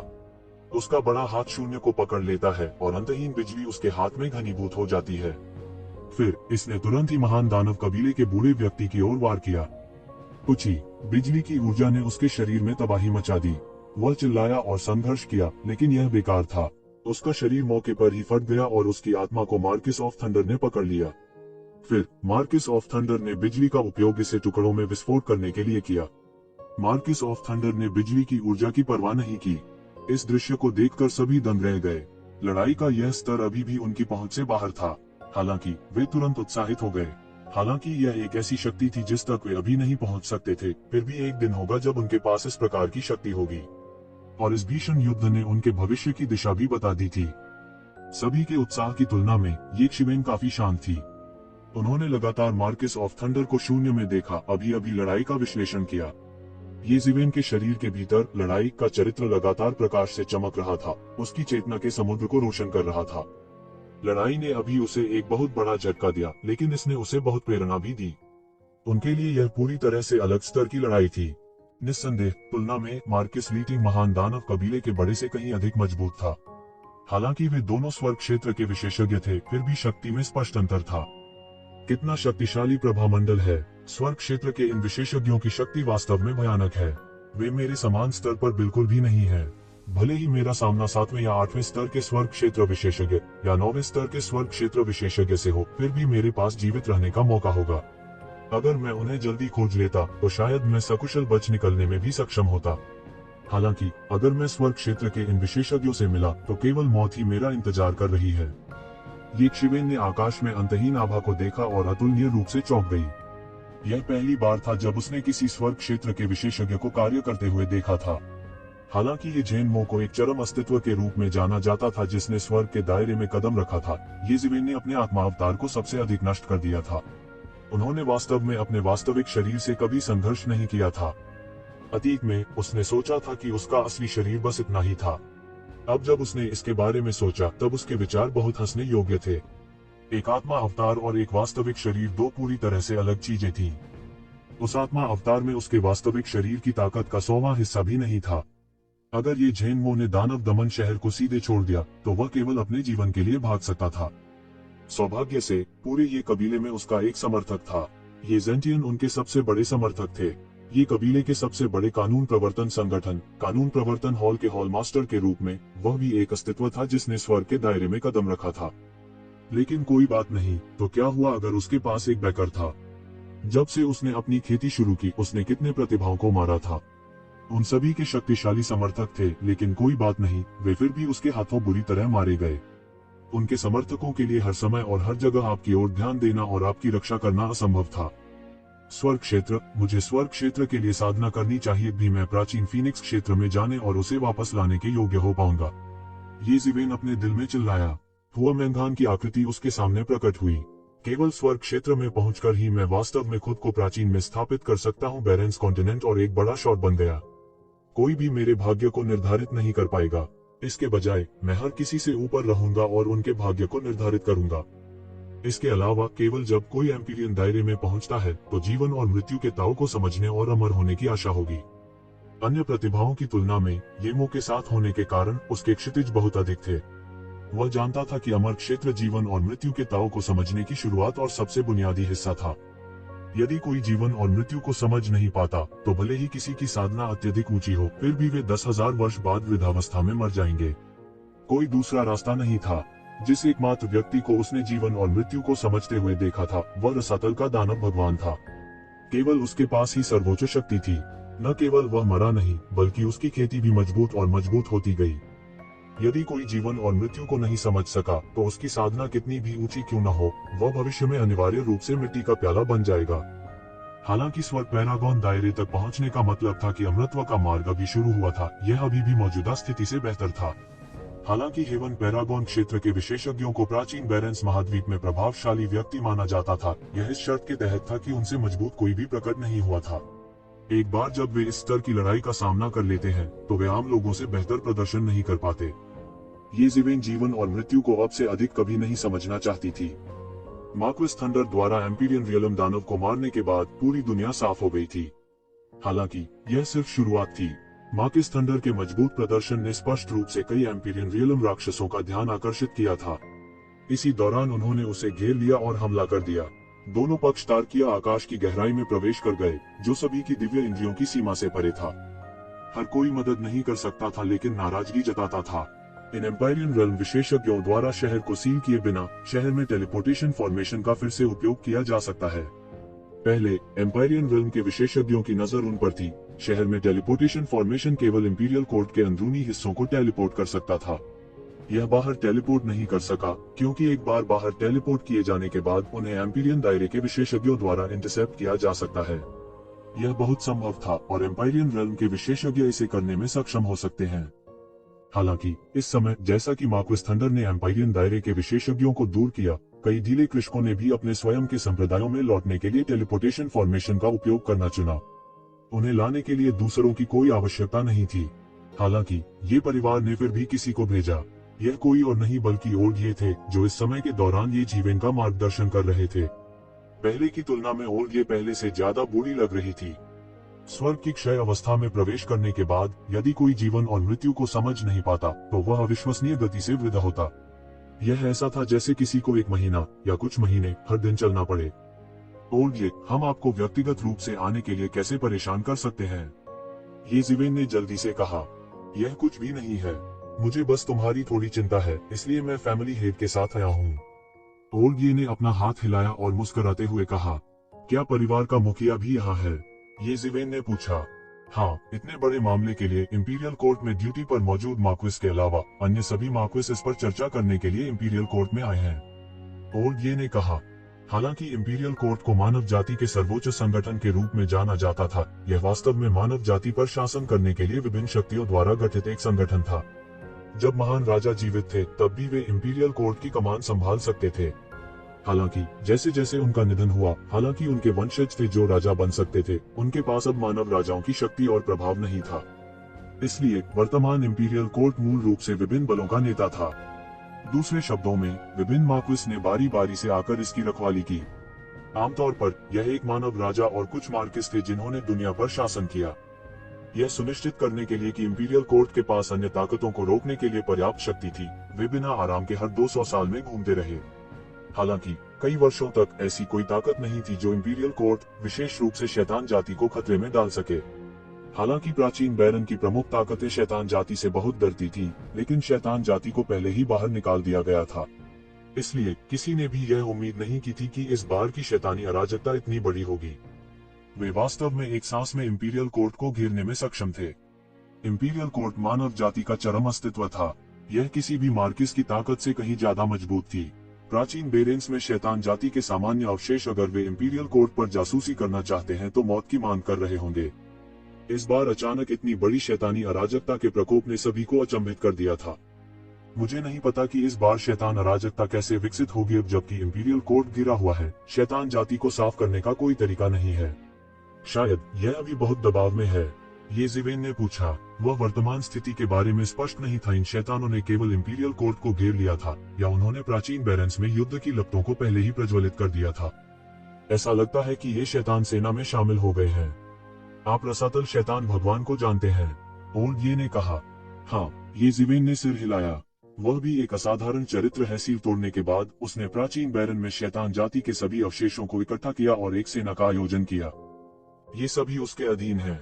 इसके अलावा ऐसा लगता है कि उसने डेविल डोमेन से भी संपर्क किया है। मुझे नहीं पता कि वह डेविल डोमेन से किस तरह जुड़ता था। दोनों पक्ष इंपीरियल कोर्ट पर हमला करने के लिए सेना में शामिल हो गए हैं। अब इंपीरियल कोर्ट के अंदर की दरार में लड़ाई बहुत तीव्र है। ओल्ड ये ने समझाया, अन्य स्थानों के लिए बहुत अराजकता नहीं है। ऐसा लगता है कि इस बार शैतान जाति ने अपनी सारी सेना को इंपीरियल कोर्ट में लामबंद कर दिया है। यहाँ तक बाइमोजियाओ ने इंपीरियल कोर्ट पर हमला करने के लिए बड़ी संख्या में रीढ़ की हड्डी भेजी है। मार्किस कुलों द्वारा संरक्षित दरारों को छोड़कर युद्ध की लपटें आम लोगों तक नहीं फैली हैं। प्राचीन बेरेंस महाद्वीप में बाइमोजियाओ ट्रू मार्शल डोमेन से कहीं अधिक शक्तिशाली था। उनमें रीढ़ की हड्डी के अनगिनत विशेषज्ञ थे। वे मार्किस की ताकतों से कम नहीं थे। इसके अलावा वे सभी प्राचीन बंजरों में फैले हुए थे। न केवल मानव विशेषज्ञ थे, बल्कि सी रेस, डेमन रेस और 100 प्लान एलायंस के विशेषज्ञ भी थे जो उनके अनुचर बन गए थे। ये ज़िवेन ने अपनी आंखें सिकोड़ लीं। दूसरे शब्दों में, हालांकि इस बार शैतान जाति आक्रामक थी, लेकिन यह दुनिया में अराजकता पैदा करने की हद तक नहीं होनी चाहिए। क्या वे विभिन्न गुटों की ताकतों को दबाने की कोशिश कर रहे हैं और उन्हें इंपीरियल कोर्ट की मदद करने से रोक रहे हैं? ये ज़िवेन ने अचानक कुछ सोचा और कहा, नाकाबंदी के माध्यम से तोड़ने के लिए शैतान दौड़ का सबसे अच्छा तरीका अपनी सभी शक्तियों को केंद्रित करना और एक बिंदु पर हमला करना था। अब उन्होंने अपनी सेना को मार्किस कुलों की सेना के लिए तितर-बितर कर दिया था। केवल एक ही संभावना थी और वह यह थी कि मार्किस कुलों को अपनी सेना को इंपीरियल कोर्ट की मदद के लिए बाहर निकालने से रोकना था। यदि ऐसा होता तो मूल रूप से अभेद्य रॉयल कोर्ट अब इतना स्थिर नहीं होता। हालांकि रॉयल कोर्ट के लिए सभी मानवीय शक्तियों से ऊपर खड़े होने में सक्षम होने के लिए स्वाभाविक रूप से यह उल्लेख करने की कोई आवश्यकता नहीं थी कि उनकी नींव कितनी मजबूत थी। उनके पास शायद अभी भी बहुत सारे तुरुप के पत्ते थे जिनका उन्होंने अभी तक उपयोग नहीं किया था। हालांकि ये चीजें ऐसी चीजें नहीं थी जिनके बारे में वह अपने मौजूदा स्तर पर चिंता कर सकता था। वे चीजें थी जिनके बारे में मार्किस कुलों को चिंता करने की जरूरत थी। यह इस तरह होना चाहिए। हालांकि अनगिनत वर्षों के लिए इंपीरियल कोर्ट का संचय अतुलनीय रूप से गहरा है। ऐसे कई रहस्य हैं जिनके बारे में मैं भी नहीं जानता। यद्यपि ये शैतान जाति आक्रामक रूप से और तेजी से आई, उनके लिए इंपीरियल कोर्ट की नींव को वास्तव में हिला देना असंभव होना चाहिए। मुझे डर है कि अन्य गुट स्थिति का फायदा उठाएंगे और आम लोगों पर युद्ध की आग जला देंगे। यह वास्तव में मानव जाति की नींव को हिला देगा। ओल्गिए ने थोड़ा चिंतित लहजे में कहा, क्या ऐसा हो सकता है कि शैतान जाति ने इस बार केवल मानव जाति पर हमला किया और अन्य कुलों पर हमला नहीं किया गया? ये ज़िवेन ने पूछा। यह इस तरह है। अन्यथा यहाँ व्यक्तिगत रूप से सभी माकी को इकट्ठा करने की कोई आवश्यकता नहीं है। ओल्गिए ने जवाब दिया। ये शीवेन ने चुपके से सोचा कि अगर ऐसा होता है तो यह परेशानी होगी। यदि मानव जाति ने कमजोरी के कोई लक्षण दिखाए तो अन्य कबीले शायद मानव जाति पर मौके पर ही झपट पड़ेंगे और इसे सफाई से विभाजित कर देंगे। मानव जाति के लिए प्राचीन उजाड़ में अन्य जातियां दानव जाति से भी अधिक खतरनाक थी। प्रमुख दौर सामंजस्यपूर्ण नहीं थे। हालांकि यह अनगिनत वर्षों से शांतिपूर्ण था, फिर भी सभी प्रकार के छोटे छोटे संघर्ष थे। खासकर जब से मानव जाति ने प्राचीन उजाड़ महाद्वीप के केंद्र पर कब्जा कर लिया था, जो कि सबसे उपजाऊ क्षेत्र था। अन्य क्षेत्रों की तुलना इस स्थान से नहीं की जा सकती थी। यह ठीक इसलिए था क्योंकि उन्होंने प्राचीन उजाड़ महाद्वीप के केंद्र पर कब्जा कर लिया था कि मानव जाति इतनी जल्दी उठ सकती थी और दूसरी जातियों के साथ बराबरी पर खड़ी हो सकती थी। अन्य जातियां लंबे समय से मानव जाति से ईर्ष्या करती थीं। यदि मानव जाति ने कमजोरी के कोई लक्षण दिखाए तो अन्य जातियां तुरंत स्थिति का लाभ उठाएंगी। अगर ऐसा है तो यह परेशानी होगी, ये ज़िवेन ने कहा। कोई बात नहीं, पहले मेरे साथ वापस आओ। इस बार के रॉयल कोर्ट स्ट्रगल को 3 साल के लिए स्थगित कर दिया जाएगा और 3 साल बाद हम स्थिति के आधार पर इस बार के रॉयल कोर्ट स्ट्रगल को रद्द करने या न करने का फैसला करेंगे। साथ ही यह आपको आराम करने का भी कुछ समय देगा। मैंने सुना है कि आप पहले ही स्वर्ग क्षेत्र की दूसरी परत में कदम रख चुके हैं और यहाँ तक स्वर्ग क्षेत्र की 5वीं परत के विशेषज्ञ भी आपके विरोधी नहीं है। हालांकि यह पर्याप्त नहीं है, अभी भी एक लंबा रास्ता तय करना है। हमारे ये कबीले के 5 अत्याचारियों के भीतर केंद्रीय अत्याचारी एकून पहले से ही स्वर्ग क्षेत्र की 6ठी परत के शिखर पर है और पहले ही ये झेनमो द्वारा वापस बुला लिया गया है। मैंने सुना है कि 7वीं परत में टूटना स्वर्ग क्षेत्र केवल समय की बात है। जब वह स्वर्ग के दायरे की 7वीं परत में कदम रखेगा तो आपके और उसके बीच की खाई और भी बढ़ जाएगी। क्या येकून स्वर्ग के दायरे के 7वें स्तर में प्रवेश करने वाला है? ये ज़िवेन ने सदमे में कहा। उसने सोचा कि उसकी गति काफी तेज है। पहले ये क्लान के 5 अधिपति केवल स्वर्ग क्षेत्र के 5वें स्तर पर थे। उसने सोचा कि वह उनसे नहीं हारेगा, लेकिन कौन जानता था कि वे स्वर्ग के दायरे के 7वें स्तर में प्रवेश करने वाले थे। जब उन्होंने अपना बंद द्वार प्रशिक्षण समाप्त किया तो वे निश्चित रूप से स्वर्ग लोक के 7वें स्तर पर होंगे। उस समय येक्षिवेन उसके लिए किसी मैच से भी कम होगी। स्वर्ग क्षेत्र में स्वर्ग क्षेत्र का 3रा और 4था स्तर एक दहलीज था। 6ठा और 7वां स्तर भी एक दहलीज था। स्वर्ग क्षेत्र के 7वें स्तर तक पहुंचने से पहले किसी को केवल एक साधारण स्वर्ग क्षेत्र विशेषज्ञ ही माना जा सकता है। हालांकि स्वर्ग के दायरे के 7वें स्तर पर कदम रखने के बाद हर किसी के मुंह में एक आधिपत्य बन जाएगा। वे वास्तव में शक्तिशाली अस्तित्व होंगे जो एक कदम से प्राचीन उजाड़ को हिला सकते हैं। उसकी ताकत और स्वर्ग के छठे आकाश मानव क्षेत्र में एक पृथ्वी टूटने वाला परिवर्तन होगा। अचानक येज़ेबेल ने शैतान जाति के अचानक आक्रमण के लिए आभारी महसूस किया, अन्यथा वह उतावलेपन से प्रथम विश्व में चला जाता और अपने ऊपर आपदा लाता। वह निश्चित रूप से अपनी वर्तमान साधना के साथ स्वर्ग क्षेत्र की 7वीं स्वर्गीय परत के विशेषज्ञ के बराबर नहीं था। इसके अलावा ये कबीले के केवल 5 हेगमन थे। अन्य कुलों के शीर्ष विशेषज्ञ भी थे। विशेषज्ञों की संख्या अकल्पनीय थी। सौभाग्य से इंपीरियल कोर्ट स्ट्रगल 3 साल के लिए विलंबित हो गया था, जिसने उसे पकड़ने के लिए 3 और साल दिए। यद्यपि आपकी प्रगति बहुत तेज है, फिर भी दूसरों को नीचा न देखें, विशेष रूप से 5 अत्याचारियों को।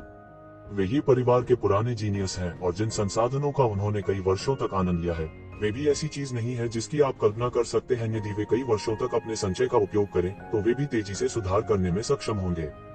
ओल्ड मैन ये ने चेतावनी दी। समझा, येज़ेबेल ने सिर हिलाया। वह स्वाभाविक रूप से ओल्ड के शब्दों का अर्थ समझ गया। वह नहीं चाहते थे कि वे जीत में अहंकारी हो और हार में निराश न हो। इस समय शहर के कई जीनियस टेलीपोर्टेशन सरणी के माध्यम से पहले ही निकल चुके थे। अब इंपीरियल कोर्ट में स्थानांतरित करने की कोई आवश्यकता नहीं थी। जू ये और किंग लुओ भी जल्दी चले गए थे और अपने कुलों में लौट आए थे। जब येज़ेबेल और ओल्ड ये कबीले में वापस आए, तो इसने तुरंत ये कबीले में हंगामा खड़ा कर दिया। हालांकि शैतान जाति का विद्रोह एक बड़ी आपदा थी, फिर भी ये कबीले द्वारा दबा दिया गया था। अधिकांश लोगों के लिए शैतान जाति का विद्रोह इंपीरियल कोर्ट स्ट्रगल की तुलना में कहीं कम दिलचस्प था। ये कबीले को इस इंपीरियल कोर्ट स्ट्रगल में गौरवान्वित और प्रफुल्लित कहा जा सकता है। येज़ेबेल सहित कुल 6 लोग थे जिन्होंने शीर्ष 100 स्थान प्राप्त किए थे। यह पिछले वर्षों की तुलना में कहीं अधिक था। पिछले इंपीरियल कोर्ट स्ट्रगल में ये कबीला 2 या 3 स्थान प्राप्त कर सकता था। हालांकि इस बार ये क्लान ने 6 स्थान हासिल किए थे। केंद्रीय अत्याचारी येकून को छोड़कर ये कबीले के 5 अत्याचारियों में से जिन्होंने छठी दुनिया में पहला स्थान प्राप्त किया था। दक्षिण अत्याचारी येक्योंग, उत्तरी अत्याचारी येलुवान, ये जूकोंग और ये कियान ने संयुक्त रूप से कब्जा कर लिया था 7वीं दुनिया में तीसरे से छठे स्थान पर। उन्होंने शीर्ष 100 में प्रवेश करने के लिए योग्यता प्राप्त की थी। उनके अलावा सबसे अप्रत्याशित बात यह थी कि येज़ेबेल ने 10वीं दुनिया में पहला स्थान प्राप्त किया था। हालांकि केंद्रीय अत्याचारी येकून की तुलना में इसमें कुछ कमी थी, जिसने छठी दुनिया में पहला स्थान प्राप्त किया था। इसने सभी को अतुलनीय रूप से हैरान होने से नहीं रोका। ऐसा इसलिए था क्योंकि येकून की तुलना में, जिसने सैकड़ों वर्षों तक येकून की युवा पीढ़ी पर हावी रहा था, येज़ेबेल बहुत बाद में प्रसिद्ध हुआ था। यहाँ तक जा सकता है कि उनके बीच जनरेशन गैप था। हालांकि वह अनगिनत विशेषज्ञों को दबाने और 10वीं दुनिया में पहला स्थान प्राप्त करने में सक्षम था। यह अपने आप में एक तरह का चमत्कार था। विशेष रूप से बहुत से लोग जानते थे कि कबीले के स्वामी ने येज़ेबेल पर प्रतिबंध लगा दिया था। उसे 2 साल में शैतान जाति के इतने सारे विशेषज्ञों को मारना पड़ा। कई लोगों के लिए यह बस एक असंभव कार्य था। हालांकि ऐसा लग रहा था कि येज़ेबेल ने न केवल अपना कार्य बहुत अच्छी तरह से पूरा किया था, बल्कि वह 10वीं दुनिया में भी चमकने और 10वीं दुनिया में पहला स्थान प्राप्त करने में सक्षम था। इसके अलावा इंपीरियल कोर्ट स्ट्रगल की समाप्ति के साथ इंपीरियल कोर्ट स्ट्रगल में सभी का प्रदर्शन भी धीरे धीरे वापस फैल गया था। येज़ेबेल ने 10वीं दुनिया में हॉ कबीले के कई विशेषज्ञों को दबा दिया था। यहाँ तक शाही कबीले की मूतियान बाई की भी उनके हाथों दुखद मृत्यु हो गई थी। उनके प्रदर्शन ने भी सभी को हैरान कर दिया था। यह येज़ेबेल वास्तव में अद्भुत है। मुझे उम्मीद नहीं थी कि कुछ ही वर्षों में वह एकमात्र घुमक्कर से बड़ा हो जाएगा, जो अपने पूर्वजों को इस हद तक स्वीकार करने के लिए अभी अभी कबीले में लौटा है। इस बार उसने हॉ कबीले के कई विशेषज्ञों को मार डाला था। वान कबीले ने सावधानी पूर्वक 13 आयरन ब्लड ईगल राइडर्स का चयन किया था, जो कुछ दिनों पहले ब्लड एंड फायर ट्रायल से गुजरे थे। हालांकि ये सभी येज़ेबेल के हाथों एक बार में ही मर गए थे। वे इस मामले को कैसे जाने दे सकते थे? इसके अलावा हो कबीले के विशेषज्ञों के अलावा यहाँ तक मूतियान बाई, सन किंग कबीले की एक प्रसिद्ध प्रतिभा, येज़ेबेल के हाथों दुखद रूप से मर गई थी। यहाँ तक नकली सन किंग तलवार में से एक येज़ेबेल के हाथों में आ गई थी। वे इस मामले को इतनी आसानी से कैसे जाने दे सकते थे? उद्धरण चिन्ह। कुछ लोग उत्साहित थे, लेकिन कुछ चिंतित भी थे। पहले येज़ेबेल को बड़ी ताकतों द्वारा लगभग एक स्वादिष्ट केक के रूप में माना जाता था। हर कोई उसे जल्द से जल्द मारना चाहता था और उसके शरीर में यिन यांग जीवन और मृत्यु आरेख को जब्त करना चाहता था। हालांकि इस बार उसने हॉ कबीले के विशेषज्ञों और यहाँ तक कि शाही परिवार का भी बेरहमी से वध कर दिया था। यह निस्संदेह हॉ कबीले और शाही परिवार की प्रतिक्रिया का कारण बनेगा। तो क्या हुआ अगर वह मारा गया? तो क्या वान कबीला कई सालों से हमारे ये कबीले का दमन कर रहा है? इस बार हम उन तथाकथित 13 आयरन ब्लड ईगल राइडर्स को मार देंगे। यह बहुत अच्छा होगा। इसके अलावा तो क्या हुआ अगर दूसरा पक्ष शाही परिवार के विशेषज्ञ है? पिछले कुछ वर्षों में शाही दरबारी संघर्ष के दौरान शाही परिवार के विशेषज्ञों के हाथों शाही परिवार के कितने विशेषज्ञ दुखद रूप से मारे गए हैं। वे हमारे जीनियस को मार सकते हैं, तो हम उनके जीनियस को क्यों नहीं मार सकते? उद्धरण चिन्ह। कुछ लोगों ने बेवजह पलटवार भी किया। प्रतिभाओं के विकास का मार्ग कभी सुगम नहीं रहा था। उन्हें लाशों के साथ राजा बनने के लिए अपना गौरवशाली मार्ग प्रशस्त करना था। और ये लाशें आम लोगों की लाशें नहीं होंगी, बल्कि ऐसे ही शानदार जीनियस की लाशें होंगी। केवल इन लोगों की लाशें ही उनके राजा बनने का गौरवशाली मार्ग प्रशस्त कर सकती थी। कोई बात नहीं, यह येज़ेबेल वास्तव में अद्भुत है। मैंने सुना है कि वह केवल आकाश क्षेत्र के दूसरे स्तर पर है, लेकिन वह पहले से ही बहुत अद्भुत है। एक दिन उसकी खेती उन प्रतिभाओं को पकड़ लेती है जो उसका विरोधी हो सकता है। हाँ, बिल्कुल। मुझे डर है कि अन्य ताकतें येज़ुकोन के अलावा येज़ेबेल और ये कियान को हमारे ये क्लैन की मस्ट किल लिस्ट में शामिल कर लेंगी। यह सच है। इस बार हालांकि ये शिवेन का प्रदर्शन बहुत ही चमकदार था, आखिरकार यह 10वें क्षेत्र में था। प्रतियोगिता की तीव्रता की तुलना अन्य 9 लोगों से नहीं की जा सकती। हालांकि येज़ुकोन और ये कियान 7वें दायरे में कोटा के लिए प्रतिस्पर्धा करने में सक्षम थे। यह अपने आप में अविश्वसनीय है। कई लोग उत्साहपूर्वक चर्चा भी कर रहे थे, विशेष रूप से येज़ेबेल, येज़ुकोन और ये कियान जो सभी के ध्यान का केंद्र बिंदु थे। इस बार सूची से देखते हुए यदि येज़ेबेल, येज़ुकोन और ये कियान को बाहर रखा गया था, तो ये कबीले ने वास्तव में केवल 3 कोटा प्राप्त किए थे। पिछले सालों की तुलना में ज्यादा सुधार नहीं हुआ है। इन तीनों के उदय के कारण ही ये क्लान एक बड़ा विजेता बना। येज़ेबेल ने इन गर्मागर्म चर्चाओं पर ज्यादा ध्यान नहीं दिया क्योंकि यह व्यर्थ थी। अब वह खेती करने के लिए हर समय जब्त करने का इंतजार नहीं कर सकता था। यहाँ तक एल्डरिए के पृथ्वी गुप्त क्षेत्र में खेती करने के प्रस्ताव को अगले 2 वर्षों के लिए रोक दिया गया था। अपनी वर्तमान ताकत और साधना के साथ यदि वह मानव गुप्त क्षेत्र नंबर 1 पर कब्जा करना चाहता है, तो यह दूसरों के उत्थान के मार्ग को अवरुद्ध करने के बराबर होगा। वह पहले ही आकाशीय क्षेत्र में प्रवेश कर चुका था।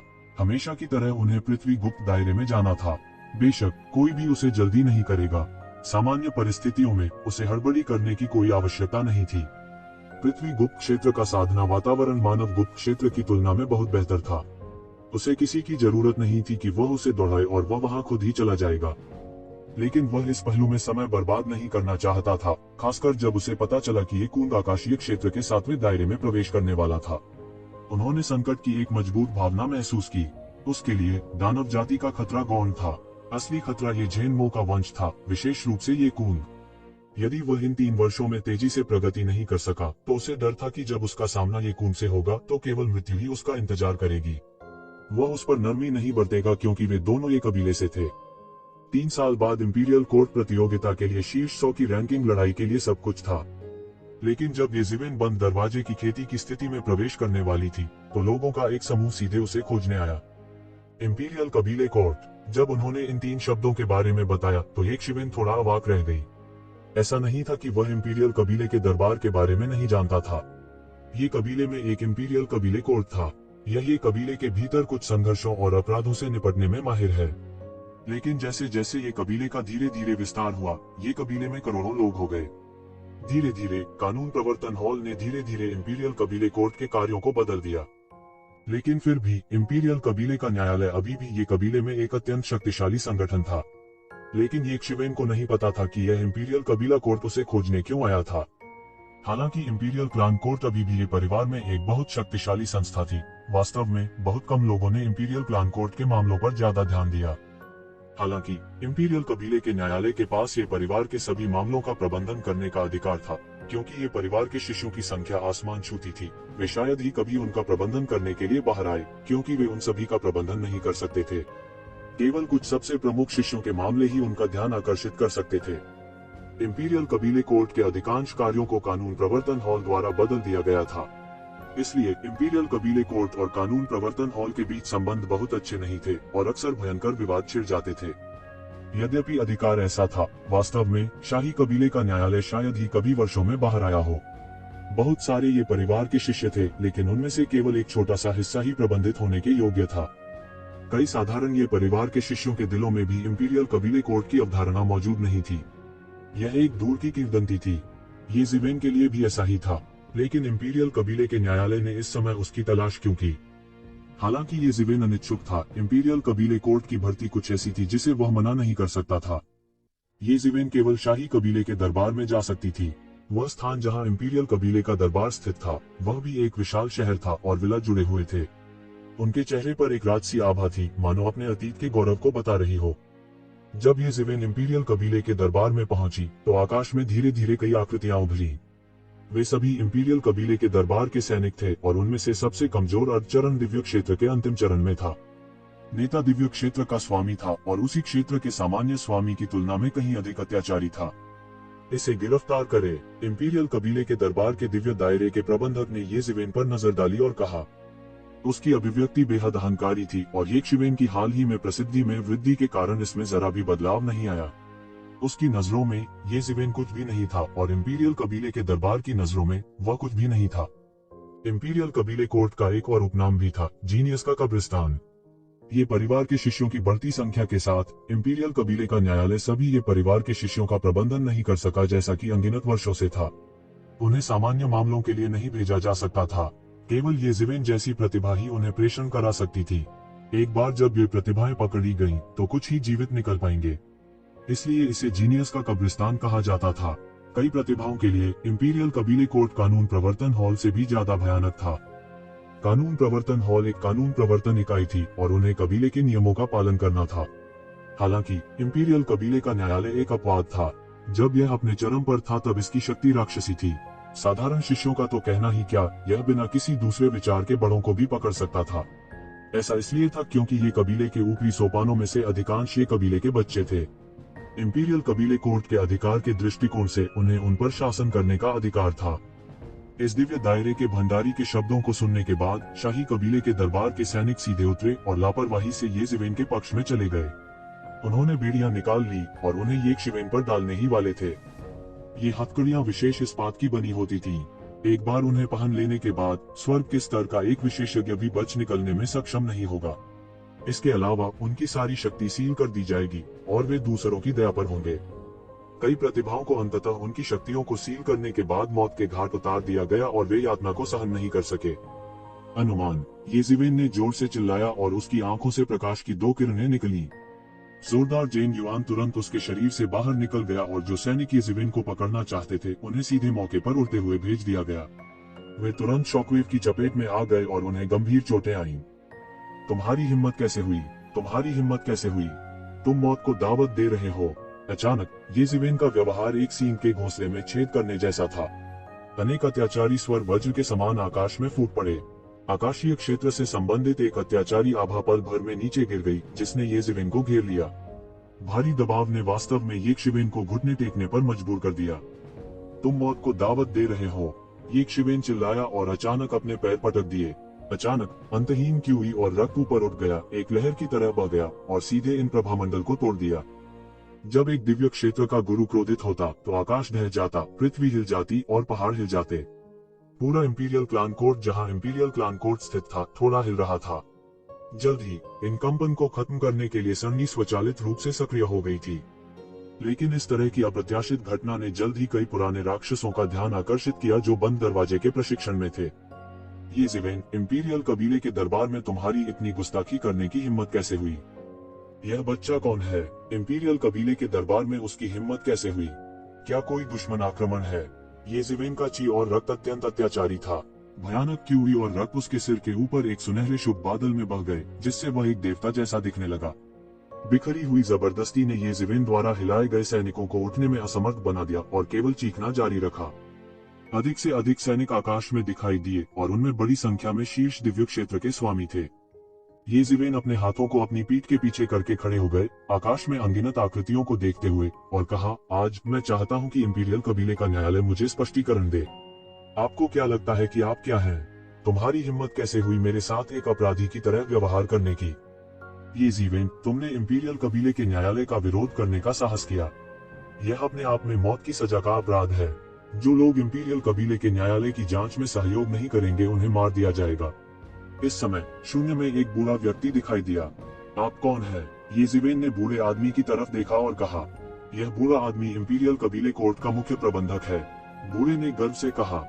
ये जिवेन ने अपनी आंखें खोली और शाही कबीले के दरबार के मुख्य भंडारी को देखा। इंपीरियल कबीले कोर्ट के रैंकों के बारे में येज़ेवेन की समझ के अनुसार इंपीरियल कबीले कोर्ट में सर्वोच्च पद पेट्रियार्क था, जिसकी स्थिति येज़ेंटियन की तुलना में थी। उसके बाद वामपंथी और दक्षिणपंथी कुलपति थे और उनके नीचे कुलपति थे। उनके नीचे भंडारी थे और प्रधान भंडारी को प्रथम भंडारी होना चाहिए। इंपीरियल कबीले के न्यायालय में उन्हें बिल्कुल उच्च स्थिति और शक्ति के रूप में माना जा सकता था। कोई आश्चर्य नहीं कि उसने येज़ेवेन की आंखों में नहीं डाला। शायद उसकी नजर में येज़ेवेन एक तथाकथित जीनियस था और यह अज्ञात था कि उसके द्वारा कितने लोग मारे गए थे। उसकी नजर में येज़ेवेन एक साधारण चींटी से अलग नहीं थी। येज़ेवेन, तुमने इंपीरियल कबीले के न्यायालय का बलपूर्वक विरोध करने का साहस किया है। क्या तुम नहीं जानते कि यह मौत की सजा वाला अपराध है? यहाँ तक तुम्हारे मालिक येज़ेंटियन भी इंपीरियल कबीले के दरबार में इतना गुस्ताखी करने की हिम्मत नहीं करेंगे। इंपीरियल कबीले के मुख्य प्रबंधक ने येज़ेवेन की ओर ठंडी दृष्टि से देखा और कहा, यह इस बात पर निर्भर करता है कि मामला क्या है। क्या आपको लगता है कि आप मेरे स्वामी के मामले के बारे में बात करने के योग्य हैं? येज़ेवेन ने ठंडेपन से कहा। इंपीरियल कबीले अदालत के इस मुख्य प्रबंधक ने उसे नीचे देखा, लेकिन वह इन पुराने फोबियों को कैसे देख सकता था? इंपीरियल कबीले के दरबार के ये पुराने धूर्त लोग ऐसे लोगों का समूह थे जो पूरे दिल से अपने पूर्वजों के पारिवारिक नियमों के अनुसार काम करना चाहते थे। वे अत्यंत हठी और जिद्दी थे। इसके अलावा उनकी हैसियत क्या थी? इस इंपीरियल कोर्ट स्ट्रगल के बाद वह लगभग 5 अत्याचारियों के बराबर था। उनकी भविष्य की संभावनाएं असीम थीं। जब तक वह समय से पहले नहीं मरता, वह निश्चित रूप से भविष्य में एक बड़ा शॉट बन जाएगा। लेकिन एकमात्र भंडारी ने उस पर चिल्लाने का साहस किया था। वह इंपीरियल कबीले अदालत का सिर्फ एक भंडारी था और फिर भी वह इतना ढीठ था। यह कोई आश्चर्य की बात नहीं थी कि अतीत में लंबे समय से इंपीरियल कबीले के न्यायालय से हर कोई नफरत करता था। लॉ एनफोर्समेंट हॉल के इतनी तेजी से पैदा होने और विकसित होने का कारण यह था कि यह परिवार हर चीज में इंपीरियल क्लान कोर्ट की दखलंदाजी को बर्दाश्त नहीं कर सकता था। इसके अलावा उनके कार्यों में उनके पास जरा भी नियम नहीं थे। वे डार्क हॉल से भी ज्यादा बेशर्म थे। इंपीरियल कबीले कोर्ट के मुख्य प्रबंधक का रंग अचानक डूब गया। उसने येज़ेवेन की तरफ ऐसे देखा जैसे वह किसी मरे हुए आदमी को देख रहा हो। ऐसा लगता है कि आप अंत तक विरोध करने का इरादा रखते हैं।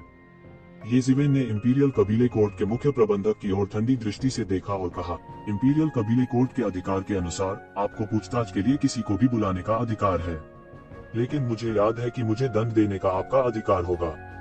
बहुत पहले निरस्त कर दिया। तुम मेरे साथ एक अपराधी की तरह व्यवहार करने का साहस करते हो। आज मुझे इंपीरियल कबीले के न्यायालय से स्पष्टीकरण मांगना चाहिए। क्या आप आपात स्थिति में शक्ति के सिद्धांत को नहीं समझते हैं? इंपीरियल कबीले के मुख्य प्रबंधक ने ठंडेपन से कहा। येज़ेवेन ने उपहास किया, आपातकाल में शक्ति? मुझे नहीं पता था कि मामला इतना जरूरी था। आपने शायद गलत सोचा है। आपने मुझे एक साधारण परिवार के शिष्य के रूप में माना, जिस पर भरोसा करने वाला कोई नहीं है और वह बाघ की तरह आपसे डरता है। यदि आप आज मुझे स्पष्टीकरण नहीं दे सकते हैं, तो मैं आपके इंपीरियल कबीले कोर्ट को उल्टा कर दूंगा। उद्धरण चिन्ह। तुम्हारी हिम्मत कैसे हुई? तुम वास्तव में ये जूनशान के पुत्र हो। बिल्कुल उसकी तरह तुम भी एक बागी हो, चीफ स्टीवर्ड ने ठंडेपन से कहा। येज़ेवेन चौंक गई। इंपीरियल कबीले कोर्ट का यह मुख्य प्रबंधक वास्तव में अपने पिता ये जूनशान को जानता है। चीफ स्टीवर्ड, तुम अभी भी उसके साथ बकवास क्यों कर रहे हो? ये एक ऐसा विद्रोही और अनियंत्रित व्यक्ति है जिसे पहले से नियंत्रित करने की आवश्यकता है। उससे उसके राक्षस जाति के साथ संबंध के बारे में पूछताछ करें। इस समय किसी ने अधीर होकर पूछा, क्या मजाक है? मेरा दानव जाति से कोई संबंध कैसे हो सकता है? येज़ेवेन चिल्लाया। जैसा कि सभी जानते हैं, दानव भगवान के यिन यांग जीवन और मृत्यु आरेख का आधा हिस्सा आपके हाथों में है। उस समय इतने सारे लोग थे, यह अन्य लोगों के शरीर में क्यों नहीं उड़ गया? किसी ने उसकी शंका व्यक्त की, तो यह बहुत स्पष्ट है कि वह राक्षस जाति का जासूस है। रिसातल दानव भगवान ने उसे यन्यांग जीवन और मृत्यु आरेख का आधा हिस्सा देने के लिए इस विधि का उपयोग किया, इसलिए दूसरों के लिए उस पर संदेह करना आसान नहीं है। अन्यथा एक सामान्य व्यक्ति यन्यांग जीवन और मृत्यु आरेख के आधे हिस्से के विनाश का सामना कैसे कर सकता था? उसका स्पष्ट रूप से दानव जाति से संबंध है। वह जासूस भी हो सकता है। उद्धरण चिन्ह। यदि आप किसी को फ्रेम करना चाहते हैं, तो आप हमेशा एक बहाना ढूंढ सकते हैं। अब येज़ेवेन को इस शब्द के अर्थ की गहरी समझ थी। क्या तुम मूर्ख हो? इस तरह की बकवास की थ्योरी कैसे समझ में आ सकती है? येज़ेवेन को नहीं पता था कि हंसना है या रोना है। यह एक पूरी तरह से साजिश का सिद्धांत था। मैंने पहले ही इन मामलों को कबीले के भगवान को समझा दिया है, इसलिए यह आपकी बारी नहीं है। यह सिर्फ आपका कुतर्क है। हम आपके द्वारा आसानी से कैसे धोखा खा सकते हैं? येज़ेवेन, आज या तो तुम आत्मसमर्पण कर दो या मैं तुम्हें अपने हाथों से मार डालूंगा। यह सिर्फ आपका कुतर्क है। हम आपके द्वारा इतनी आसानी से कैसे धोखा खा सकते हैं? ये ज़िवेन, या तो तुम आज आत्मसमर्पण कर दो या मैं व्यक्तिगत रूप से तुम्हें मार डालूंगा। इंपीरियल कबीले के मुख्य प्रबंधक ने ये ज़िवेन की ओर ठंडी दृष्टि से देखा। उसकी आंखें हत्या के इरादे से भरी थीं। यदि ये ज़िवेन ने थोड़ा सा भी प्रतिरोध दिखाया तो वह मुख्य भंडारी के जोरदार हमले का स्वागत करेगा। ये ज़िवेन गुस्से से हंस पड़ी। उसने सुना था कि इंपीरियल कबीले का न्यायालय अनुचित था, लेकिन उन्होंने यह उम्मीद नहीं की थी कि वे इस हद तक अनुचित होंगे। उन्होंने उसे एक कारण या किसी अन्य के लिए नियुक्त किया था। इसके अलावा वे उसे एक साधारण व्यक्ति की तरह कैद करना चाहते थे। केवल इंपीरियल क्लान कोर्ट ही ऐसा अपमानजनक काम कर सकता है। द डार्क हॉल इंपीरियल कबीले कोर्ट से अधिक शक्तिशाली था, हालांकि वे आमतौर पर ऐसा काम नहीं करेंगे। यदि वे सोचते कि वह एक खतरनाक व्यक्ति है तो वे सीधे किसी को मिटा देंगे। जब तक वे जानकारी प्राप्त नहीं करना चाहते, वे शायद ही कभी किसी को कैद करेंगे। मुझे मार डालो, मैं देखना चाहता हूं कि क्या तुम में ऐसा करने की क्षमता है। ये ज़िवेन ने ठंडेपन से कहा। आज की बात अभी खत्म नहीं हुई। यदि आपका इंपीरियल क्लान कोर्ट मुझे उचित स्पष्टीकरण नहीं दे सकता है तो आपको एक जीनियस को कैद करने के परिणामों को जानना चाहिए। स्वाभाविक रूप से हमारे पास हमारे कारण हैं। कबीले के भगवान इसके बारे में जानते हुए भी हमें दोष नहीं दे सकते। इंपीरियल कबीले अदालत के मुख्य प्रबंधक ने आत्मविश्वास से कहा, आप हमारे ये कबीले के लिए एक अस्थिर व्यक्ति हैं। मुझे दोष न दे क्योंकि आपने आत्मसमर्पण करने से इनकार कर दिया है। इंपीरियल कबीले अदालत के मुख्य प्रबंधक बहुत आश्वस्त लग रहे थे कि अगर कबीले भगवान इस बारे में सुनेंगे तो भी वे सही होंगे। ये ज़िवेन को थोड़ा हैरान कर गया। किस तरह का कारण उन्हें इतना आश्वस्त कर सकता था? उनकी वर्तमान स्थिति पहले से ही असाधारण थी। वास्तव में वह उस स्तर पर नहीं था जहां वे यूं ही उसके जीवन और मृत्यु को नियंत्रित कर सकें। ये ज़िवेन को सोचने का समय नहीं मिला। अचानक ऐसा लगा जैसे पूरा आसमान उबल रहा हो। इंपीरियल कबीले पैलेस के मुख्य स्टीवर्ड ने तुरंत हमला किया। उसकी बढ़ती रियल एलिमेंटल एनर्जी सभी दिशाओं में बिखरी हुई है। पूरी दुनिया को ऐसा लग रहा था जैसे यह उबलता हुआ पानी हो। मूल रूप से स्थिर स्थान भी पानी की सतह की तरह लगातार उतार चढ़ाव करने लगा। शुआ, इंपीरियल कबीले के दरबार का मुख्य प्रबंधक ये ज़िवेन के होश में आने से पहले ही उसके सामने आ चुका था। उसने अपना बड़ा हाथ फैलाया और ये ज़िवेन के सिर को काट दिया। हमला अतुलनीय रूप से निर्मम था और कौन पेचीदा था। वह ये ज़िवेन को एक पल में मारना चाहता था। वह बकवास भी नहीं करना चाहता था। हालांकि इंपीरियल कबीले के दरबार का मुख्य प्रबंधक उन बुजुर्गों की तरह मजबूत नहीं था जो पहले ही स्काई ह्यूमन दायरे की 7वीं परत में कदम रख चुके थे और एक क्षेत्र के विशालकाय बन गए थे। फिर भी उनकी ताकत बेहद शक्तिशाली थी। उसने पहले ही आकाश मानव क्षेत्र की 6ठी परत के शिखर पर कदम रख दिया था। यहाँ तक आकाश मानव क्षेत्र की 6ठी परत के लोगों में भी वह अभी भी उन्हें पार कर सकता था। अन्यथा वह भीड़ को दबाने में सक्षम नहीं होता और इंपीरियल कबीले कोर्ट का मुख्य भंडारी संप्रदाय के बुजुर्गों के अधीन नंबर 1 व्यक्ति बन जाता। ये ज़िवेन की प्रतिक्रिया भी बहुत तेज थी। उसने आने वाले हमले का स्वागत करने के लिए एक पल में अपने हाथ फैला दिए। बूम! एक गड़गड़ाहट की गड़गड़ाहट ने दुनिया को हिला दिया और एक भयानक सदमे की लहर तुरंत बह गई। उस भयानक ताकत ने तुरंत एक ज़िवेन के शरीर पर बमबारी की। वह जमीन जहां वह खड़ा था उसके साथ केंद्र के रूप में तुरंत 100 मीटर के दायरे में बिखर गया और 10 मीटर से अधिक गहराई में डूब गया। उसके शरीर की सतह पर असंख्य स्वर्ण ज्योतियां प्रवाहित हो रही थीं। यदि कोई ध्यान से देखे तो ठीक उसी क्षण इस शक्तिशाली बल द्वारा बड़ी मात्रा में देवत्व तुरंत वाष्पित हो गया। हालांकि अधिकांश शक्ति को ऑफसेट करने के लिए सोने का पानी चढ़ा हुआ अत्याचारी रूप होने के बावजूद ये ज़िवेन को अभी भी अच्छा नहीं लग रहा था। आखिरकार वह केवल आकाश मानव क्षेत्र की दूसरी परत पर था। इंपीरियल कबीले कोर्ट के मुख्य स्टीवर्ड की तुलना में जो आकाश मानव क्षेत्र की 6ठी परत की चोटी पर था अभी भी एक बड़ा अंतर था। उसके मुंह के कोने से खून तुरंत छलक पड़ा। उसके आंतरिक अंग सभी हिल गए थे। उसकी आंखें खौफ से भरी थीं। उन्हें उम्मीद नहीं थी कि दूसरी पार्टी वास्तव में उन्हें मार डालेगी। यह कुछ ऐसा था जिसकी उसने पहले से अपेक्षा नहीं की थी। मूल रूप से उनकी राय में उनकी वर्तमान पहचान के साथ भले ही उन्होंने दानव दमन शहर में प्रवेश किया हो, ये जैन वो उनके साथ कुछ भी करने की हिम्मत नहीं कर सकते। उनकी पहचान और रुतबा पहले से ही अलग था। हालांकि उनकी हैसियत की तुलना आकाश मानव क्षेत्र के इन अजेय आंकड़ों से नहीं की जा सकती थी, लेकिन उच्च अधिकारियों की नजर में उनका महत्व इन लोगों की तुलना करने के लिए पर्याप्त था। इसलिए वह लापरवाही से इंपीरियल कबीले कोर्ट में आया था। कौन जानता था कि इंपीरियल कबीले का दरबार इतना सख्त होगा और उसके आते ही उसे मार डालेगा। अगर उसे यह पहले पता होता तो वह अकेले नहीं आता, चाहे कुछ भी हो जाए। इंपीरियल कबीले के दरबार का भंडारी कुछ चकित था जब उसने देखा कि उसकी हथेली ये ज़िवेन को मारने में सक्षम नहीं थी। उन्होंने स्वाभाविक रूप से अपनी ताकत से युवा पीढ़ी के इन विशेषज्ञों की परवाह नहीं की। आखिर उनका अपना गौरव था। हम्फ, आपके पास कुछ तरकीबें हैं, लेकिन अगर आपको लगता है कि आप इन तरकीबों से इंपीरियल कबीले के कोर्ट का मुकाबला कर सकते हैं तो आप बहुत गलत हैं। इंपीरियल कबीले के दरबार का मुख्य प्रबंधक अचानक क्रोधित हो गया। एक बार फिर उसने येकशिवेन की ओर धावा बोला। येकशिवेन ने देखा कि मुख्य प्रबंधक उसे जाने नहीं दे रहा था। वह अचानक आग बबूला हो उठा। उसने सोचा कि उसने कुछ नहीं किया, लेकिन वह वास्तव में इंपीरियल कबीले कोर्ट द्वारा लक्षित था। टकराना, टकराना, टकराना। उन दोनों ने पहले ही एक पल में सैकड़ों वार किए थे। हर एक्सचेंज एक आमने सामने की टक्कर थी। इंपीरियल कबीले अदालत के मुख्य प्रबंधक का मानना कि उनका क्षेत्र येजिवेन से कहीं बेहतर था। वह येकशिवेन को एक पल में मारना चाहता था। हालांकि येजिवेन का शरीर अतुलनीय रूप से अत्याचारी था। वह बिल्कुल नहीं चकमा दिया। इसके बजाय उसने मौके पर इंपीरियल कबीले कोर्ट के चीफ स्टीवर्ड के साथ जैसे को तैसा लड़ा। लड़ाई तुरंत फैल गई, जिससे आसपास का स्थान अराजकता की स्थिति में आ गया। यहाँ तक जगह भी फटी हुई थी। इतना बड़ा हंगामा भीड़ का ध्यान कैसे आकर्षित नहीं कर सकता था। हालांकि इंपीरियल कबीले का दरबार एक अलग शहर में स्थित था और दूसरे ये कबीले से सैकड़ों मील दूर था। इन सर्वशक्तिमान विशेषज्ञों के लिए सैकड़ों मील की दूरी सिर्फ एक विचार का विषय था। दूर की बात ही नहीं मानी जाती थी।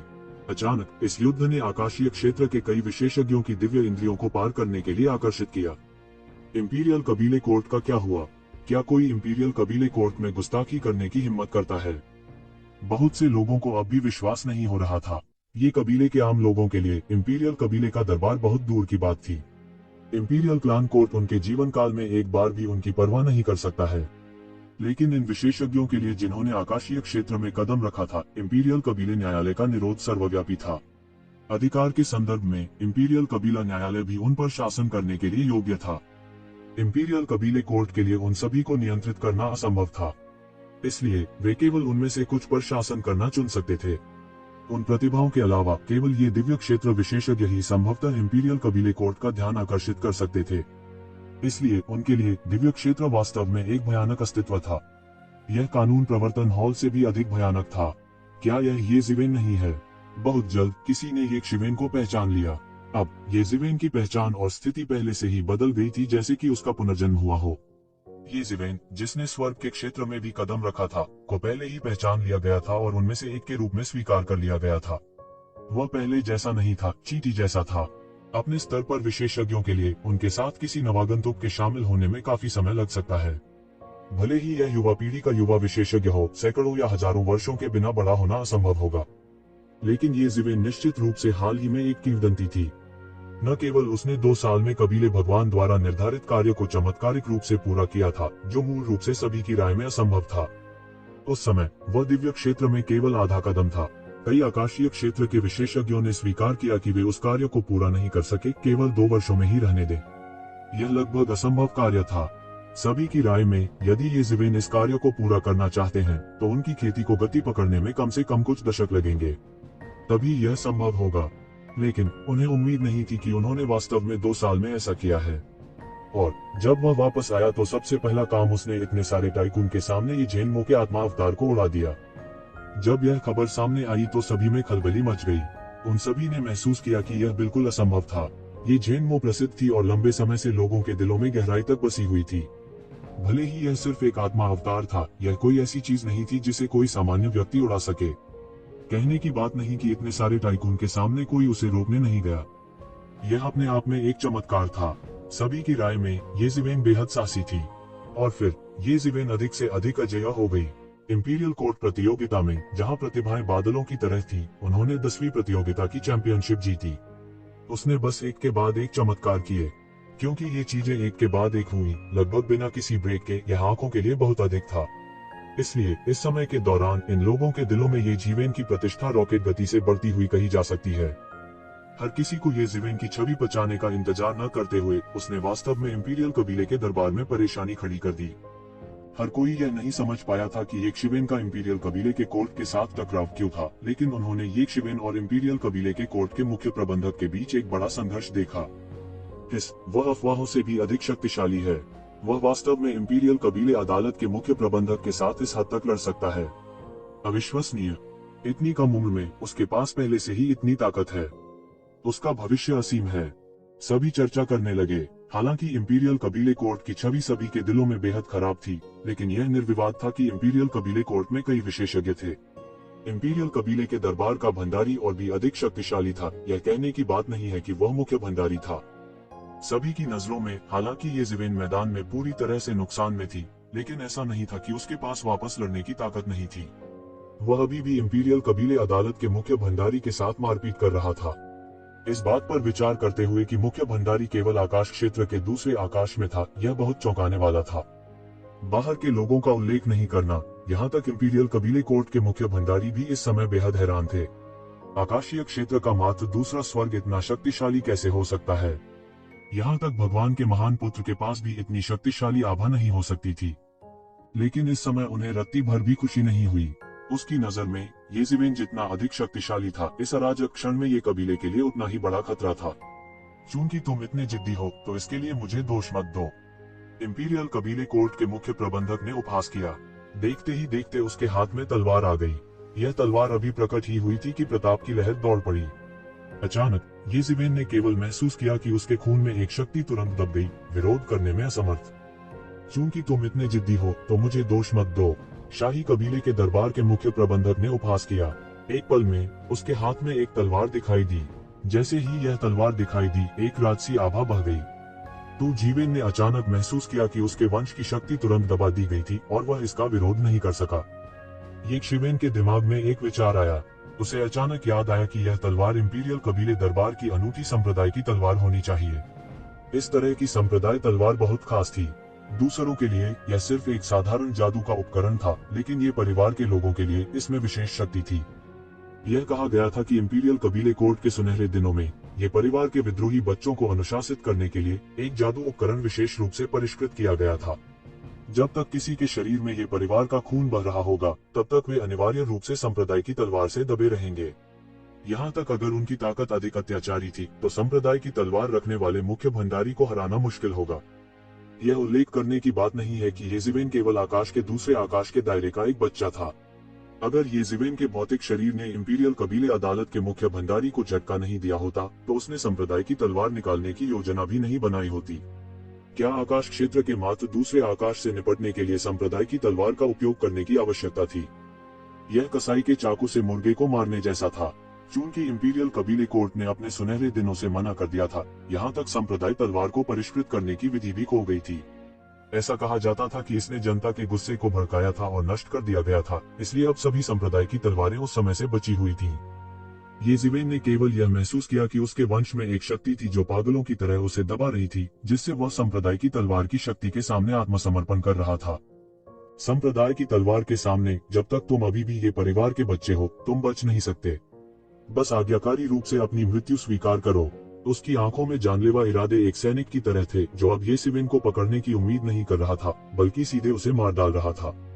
जैसा कि उन्होंने कहा, उनके हाथ में संप्रदाय की तलवार से एक भयानक रोशनी फूट पड़ी और सीधे नीचे गिर गई। एक तलवार की रोशनी में बदल गई, जिसने आकाश को भर दिया।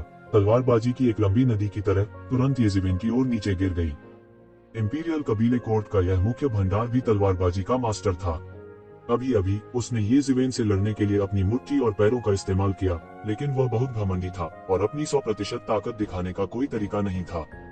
येज़िवेन ने तुरंत संकोच नहीं किया। पिछले टकराव में हालांकि उन्होंने इंपीरियल कबीले कोर्ट के मुख्य स्टीवर्ड के हमले को रोक दिया था, आखिरकार उनका दायरा बहुत दूर था और उन्हें कुछ चोटें लगी थीं। इस समय वह इतना ध्यान नहीं रख सकता था। बस उसके शरीर पर एक कीमती हंडा दिखाई दिया और उसके अंदर उसकी रक्षा की। यह कोई और नहीं बल्कि 8 ट्रेजर यूनिवर्स काल्ड्रॉन था। बजना, टक्कर की भयानक आवाज हुई। तलवार की रोशनी ने शून्य को चकनाचूर कर दिया और सब कुछ ढह गया। यह नीचे बह गया और 8 खजानों वाले ब्रह्मांड काल्ड्रॉन के शीर्ष पर खड़ा हो गया। समूचा 8 खजाना ब्रह्मांड काल्ड्रॉन पागलपन से हिलने लगा। एक भयानक शक्ति ने पागलपन से देख के शरीर पर कहर बरपाया और कड़ाही के माध्यम से येज़िवेन के शरीर की ओर बह गया। डैंग डैंग, येज़िवेन लगातार कुछ कदम पीछे हटे और अंत में अपने कदम रोक लिए। फिर उसने अपने शरीर पर कार्य करने वाली शक्ति को उतार दिया। बूम, उसके शरीर में एक क्षण में अनंत शक्ति का संचार हो गया। उसकी वास्तविक तात्विक ऊर्जा उबल रही थी और उसकी क्यूई और रक्त तूफान पर था। स्वर्ण देवत्व ने आदि दुनिया को रोशन कर दिया। वह बस युद्ध के स्वर्ण देवता की तरह था। इस समय इतने प्रबल आक्रमण के सामने उसके पास अपनी सारी शक्ति बाहर निकालने के अलावा कोई चारा नहीं था। येज़िवेन ने बिजली की तेजी से पलटवार किया और सीधे एक मुहर लगा दी। हसन स्टैम्प। हालांकि उनकी ताकत इंपीरियल कबीले पैलेस के मुख्य भंडार के रूप में अच्छी नहीं थी, लेकिन उनका शरीर बहुत अत्याचारी था और सबसे बड़ी हद तक अपनी रक्षा कर सकता था। आकाश में हसन स्टैम्प एक विशाल पर्वत श्रृंखला में बदल गया और इंपीरियल कबीले पैलेस के मुख्य स्टीवर्ड की ओर दुर्घटनाग्रस्त हो गया। इंपीरियल कबीले पैलेस का मुख्य स्टीवर्ड मूल रूप से जीत का फायदा उठाना चाहता था, लेकिन उसे उम्मीद नहीं थी कि ये ज़िवेन पहले हमला करेगा। इस समय उन्हें कुचल हसन स्टैम्प से निपटने के लिए वापस मुड़ना पड़ा। बजना, उसके हाथ में इंपीरियल कबीले की तलवार टिमटिमाती थी और दुनिया भर में एक बड़ी भनभनाहट सुनाई देती थी। यह सीधे हसन स्टैम्प की ओर धमाका हुआ। बूम! तलवार क्यूई द्वारा हसन स्टैम्प को मौके पर ही टुकड़ों में कुचल दिया गया। इस समय ये ज़िवेन ने अप्रत्याशित रूप से इस अवसर का लाभ उठाया और इंपीरियल कबीले पैलेस के मुख्य भंडारी के सामने दौड़ पड़े। उसने अपनी 5 उंगलियों को मुट्ठी में जकड़ लिया और स्वर्ण देवत्व बाहर निकल आया। एक पल में वह अचानक बाहर निकल गया। बिखर सितारा मुट्ठी। इस समय ऐसा लगता था कि शून्य एक बड़े ब्रह्मांड में बदल गया है और इसमें सितारों की शक्ति उबल रही है। बूम बूम बूम, दोनों पक्षों में मारपीट होने लगी। हालांकि इंपीरियल कबीले अदालत के मुख्य प्रबंधक को यह जानकर आश्चर्य हुआ कि उनकी संप्रदाय की तलवार ये ज़िवेन को पूरी तरह से दबा नहीं सकती थी, भले ही उनके पास संप्रदाय की तलवार थी। वह नहीं जानता था कि स्टार बीस्ट के रक्त रेखा द्वारा ब्लडलाइन पर दबाव पूरी तरह से दबा दिया गया था, लगभग उस समय जब यह ये ज़िवेन के शरीर में प्रवेश कर गया था। मत भूलिए, ये ज़िवेन के पास भी अब स्टार बीस्ट जैसा खून था। देवत्व के अलगाव के साथ ज़ोंगजियान का उसके लिए खतरा लगभग एक पल में सबसे कम हो गया था। लेकिन फिर भी ये ज़िवेन इंपीरियल कबीले कोर्ट के मुख्य भंडारी के सामने लगभग पूरी तरह से नुकसान में था, जो पहले से ही आकाशीय क्षेत्र के छठे आकाश के शिखर में प्रवेश कर चुका था। जैसे जैसे समय बीतता गया, वह धीरे धीरे थकावट के लक्षण दिखाने लगा। यहाँ तक फीनिक्स रिजनरेशन तकनीक भी उसके शरीर में जमा पुरानी चोटों को ठीक नहीं कर सकी। इंपीरियल कबीले अदालत के मुख्य भंडारी उसके प्रति हत्या के इरादे से भरे हुए थे और उसे आसानी से छोड़ने का कोई इरादा नहीं था। टकराना, ये ज़िवेन को तलवार से काट दिया गया था। हालांकि उसे आर्ट्रेज यूनिवर्स काल्ड्रॉन द्वारा अवरुद्ध कर दिया गया था, भयानक शक्ति अभी भी ये ज़िवेन के शरीर पर एक पल में विस्फोट कर गई। ये ज़िवेन को मौके पर ही ढेर कर दिया गया। पफ! ये ज़िवेन अंत में इसे सहन नहीं कर सका और उसके सीने में एक उदास भावना थी। आप इंपीरियल कबीले कोर्ट के साथ प्रतिस्पर्धा करने की हिम्मत करते हैं, आप वास्तव में मौत को बुला रहे हैं। इंपीरियल कबीले के मुख्य प्रबंधक ने ये ज़िवेन की ओर ठंडी दृष्टि से देखा और कहा, आपने मुझे ऐसा करने के लिए मजबूर किया। आज मैं इंपीरियल कबीले कोर्ट को उल्टा कर दूंगा। ये ज़िवेन ने अपने मुंह के कोने पर लगे खून के धब्बों को चबाया और असामान्य रूप से ठंडी नजर से कहा। जैसा कि ये ज़िवेन ने कहा, उसकी हथेली ने शून्य की ओर पकड़ लिया और अचानक एक चमकीले लाल फल को पकड़ लिया। उजाड़ रक्त पवित्र फल, यही एकमात्र उजाड़ रक्त पवित्र फल था जो अब उसके पास बचा था। इस प्रकार का पवित्र फल आकाशीय क्षेत्र के लिए भी उपयोगी था। वह पहले भी एक ले चुका था और अब केवल एक ही बचा था।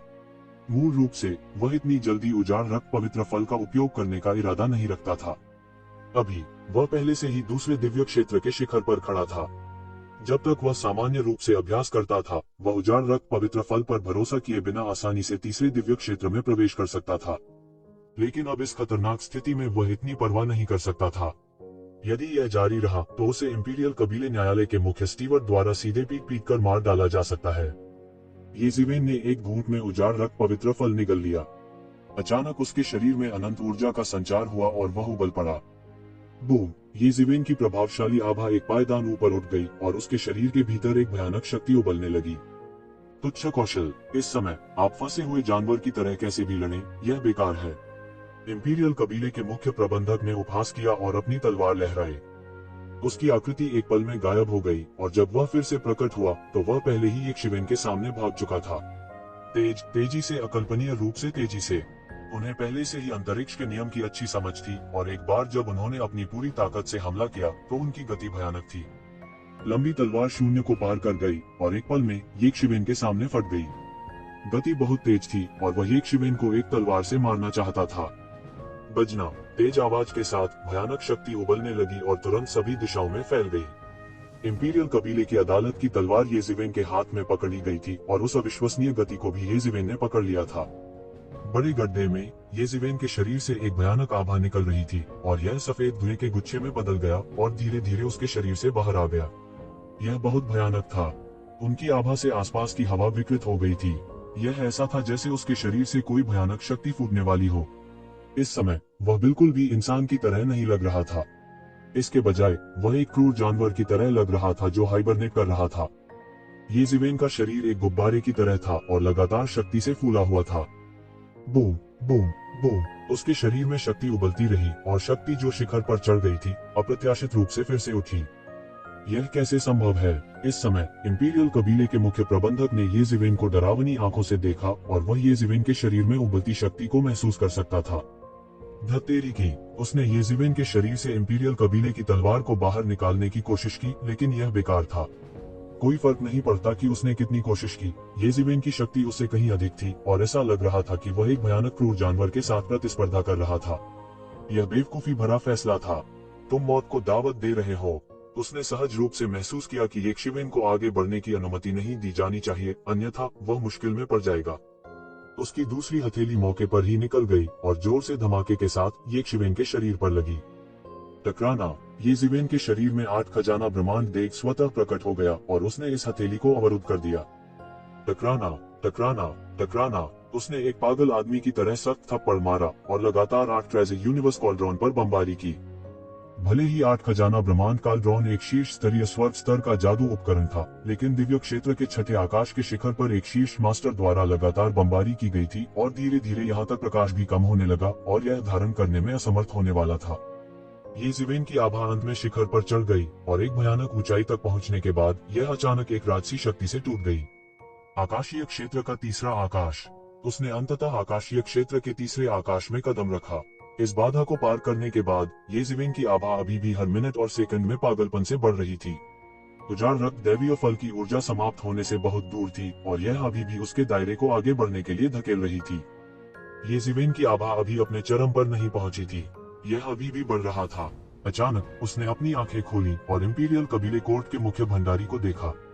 वह मुस्कुराया और बोला, मैंने कहा था कि मैं आज इंपीरियल कबीले के कोर्ट को उलट दूंगा। यदि आप मुझे उचित स्पष्टीकरण नहीं दे सकते हैं तो मैं इस मामले को शांत नहीं होने दूंगा। तुम मौत को दावत दे रहे हो। इंपीरियल कबीले कोर्ट का मुख्य भंडारी गुस्से में था।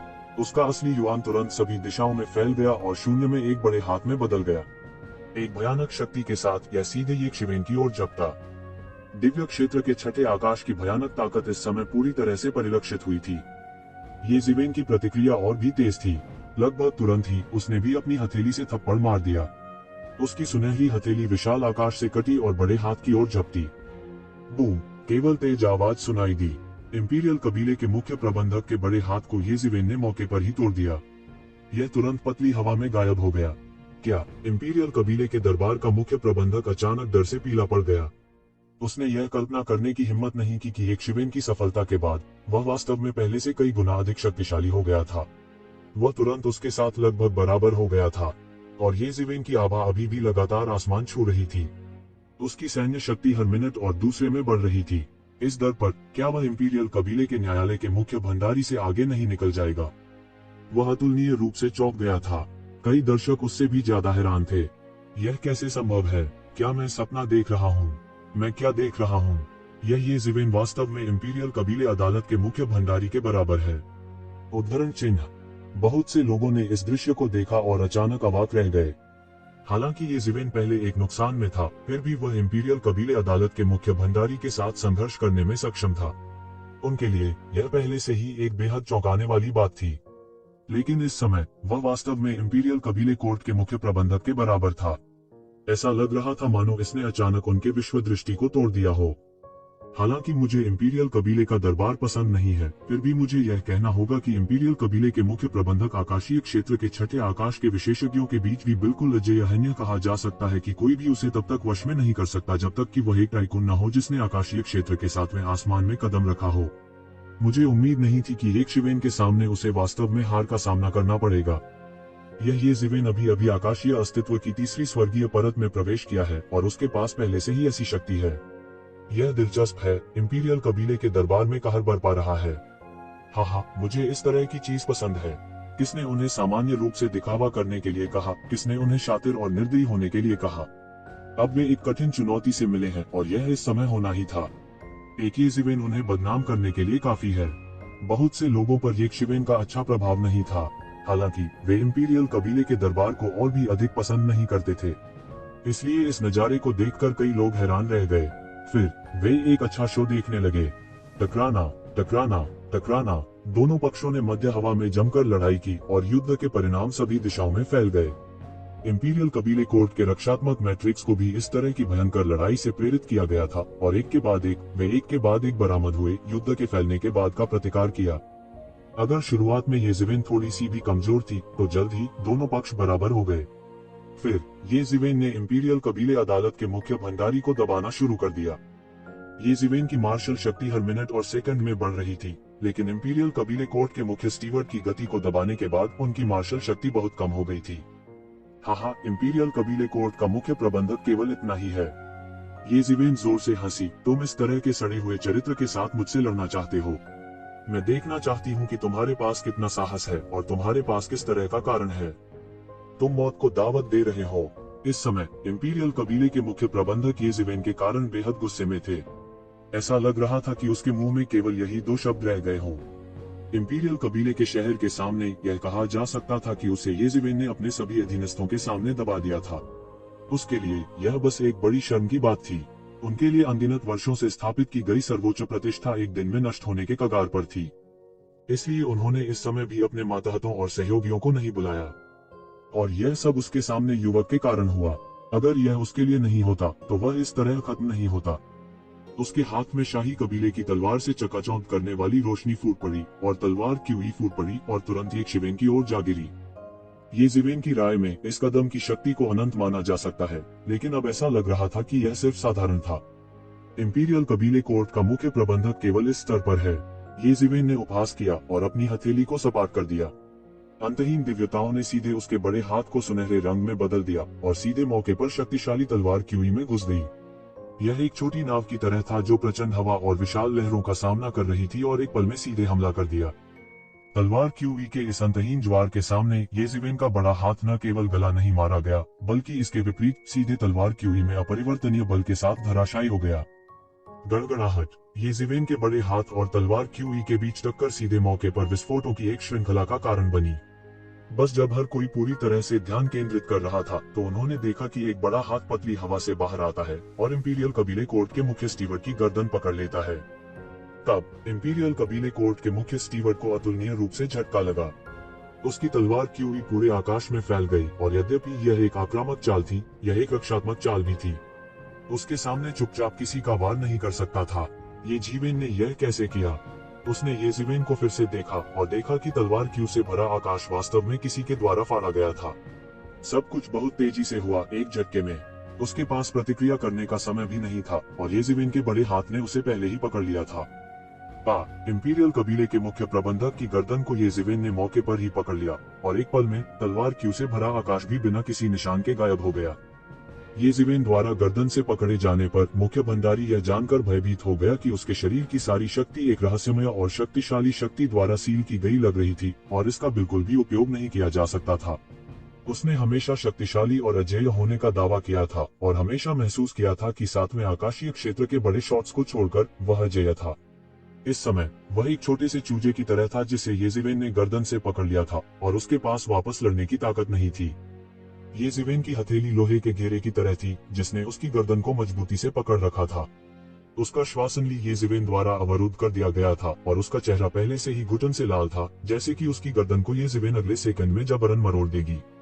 सब कुछ बहुत तेजी से हुआ और लगभग एक पल में इंपीरियल कबीले कोर्ट का मुख्य भंडारी येज़िवेन के साथ समान रूप से एक कैदी के रूप में बदल गया। चाहे वह इंपीरियल कबीले कोर्ट का पक्ष हो या दर्शक, हर कोई गूंगा लग रहा था। मुझे बताओ, क्या कारण है कि अगर तुम मुझे मार भी देते हो तो कबीले के भगवान कुछ नहीं कह सकते? मैं भी बहुत उत्सुक हूँ, येज़िवेन ने मुस्कुराते हुए आंखें मूंदते हुए कहा। हालांकि कानून प्रवर्तन हॉल और इंपीरियल कबीले कोर्ट में अधीनता और प्रतिस्पर्धा का रिश्ता था, लेकिन इंपीरियल कबीले कोर्ट के साथ उनकी कोई दुश्मनी नहीं थी। एक अच्छे कारण के बिना इंपीरियल कबीले का न्यायालय इतना बड़ा उपद्रव कैसे कर सकता था और उसे खोजने आने वाले लोगों से नहीं डरता था। पहले एक झटके में उसने यह भी सोचा कि यह जेनमो का उकसावा हो सकता है या ये कियान का उकसावा हो सकता है। येज़िवेन वर्तमान में ये परिवार में था और वह जानता था कि उसने उच्चतम स्तर के बड़े शॉट्स को नाराज कर दिया है। ये जेनमो का गर्वित शिष्य उसके हाथों गिर गया था और ये कियान का बेटा, जिस पर उसने सबसे ज्यादा उम्मीदें रखी थी, उसके हाथों मर गया था। लेकिन इसके बारे में ध्यान से सोचने के बाद इंपीरियल कबीले कोर्ट किस तरह की जगह थी? ये जेन मो या ये कियांग के उकसाने पर वे कैसे उतावलेपन से काम ले सकते थे। मत भूलो, अब वह अकेला नहीं था और उसके पीछे कानून प्रवर्तन हॉल भी था। ये जेन मो और ये कियांग के साथ छलावा नहीं किया जाना था, लेकिन क्या ये जेन को उकसाना आसान था? ये शिवेन को अजीब लगा। क्या कोई ऐसा कारक था जिसके बारे में वह नहीं जानता था? ये जीवेन, तुम क्या करना चाहती हो? इंपीरियल कबीले के दरबार के मुख्य भंडारी का चेहरा लाल हो गया और उसने इन शब्दों को बमुश्किल निचोड़ा। मैं क्या करना चाहता हूँ? मैं सिर्फ कारण जानना चाहता हूँ। मैं आपको तब तक जाने दे सकता हूँ जब तक आप आज्ञाकारी रूप से मुझे इसका कारण बताएं। नहीं तो आज तुम बच नहीं पाओगे। ये जीवेन का मुस्कुराता हुआ चेहरा अचानक अतुलनीय रूप से ठंडा हो गया। तुम मुझे मारने की हिम्मत? इंपीरियल कबीले कोर्ट के मुख्य स्टीवर्ड ने सदमे में कहा। आप इंपीरियल कबीले अदालत के एक महत्वहीन चीफ स्टीवर्ड हैं। आपको क्या लगता है कि आप कौन हैं? तो क्या हुआ अगर मैं आपको मार दूं? आपने आज मुझे मारने की कोशिश की और यह एक बड़ा अपराध है। आप मुख्य प्रबंधक हैं इंपीरियल कबीले का न्यायालय, तो आपको ये कबीले के नियमों के बारे में बहुत स्पष्ट होना चाहिए। मेरे जैसे जीनियस पर हमला करना किस तरह का अपराध है? ये जीवेन ने उदासीनता से कहा। उसने इंपीरियल कबीले के मुख्य प्रबंधक की ओर देखना जारी रखा और कहा, अगर यह बात कुलपति के कानों तक पहुंचती है तो भी मुझे डर नहीं है। इसलिए बेहतर होगा कि आप आज्ञाकारी रूप से मुझे इसका कारण बताएं। हो सकता है कि यह सुनकर मैं डर जाऊं और मैं तुम्हें जाने दूं। तुम बिल्कुल अधर्मी हो। तुम दानव जाति के अवशेष हो। इंपीरियल कबीले कोर्ट के मुख्य स्टीवर्ड ने लाल चेहरे के साथ कहा। राक्षस जाति के अवशेष, यह एक अच्छा कारण है, लेकिन आप मुझ पर बस एक लेबल नहीं लगा सकते। कोई तो कारण होगा। ये जीवेन ने अपनी आंखें मूंद ली और मुस्कुराए। उसका बड़ा हाथ कस गया, जैसे कि वह किसी भी समय इंपीरियल कबीले के मुख्य प्रबंधक की गर्दन तोड़ सकता था। उसके दिल की धड़कन अचानक से तेज हो गई। उनके अवचेतन ने उन्हें बताया कि राक्षस जाति के अवशेष शब्द मूल कारण हो सकते हैं कि ये परिवार के उच्च अधिकारी हमेशा उन्हें निशाना बनाते रहे हैं। दूसरे शायद नहीं जानते होंगे कि क्या वह दुष्ट जाति का अवशेष था, लेकिन वह कैसे नहीं जान सकता था? ट्रू मार्शल डोमेन से वह प्राचीन बेरेंस महाद्वीप तक सभी तरह से दानव जाति से लड़ रहा था। दानव जाति के साथ लगभग हर बार भयंकर युद्ध होते थे। क्या यह कहना हास्यास्पद नहीं था कि वह राक्षस जाति का अवशेष था? हालांकि केवल वह इस मामले को स्पष्ट रूप से जानता था। एक बुनियादी कारण होना चाहिए कि क्यों इन लोगों ने जोर देकर कहा कि वह राक्षस जाति का अवशेष था। अगर उसे यह पता होता तो वह कुछ रहस्यों को सुझाने में सक्षम हो सकता था।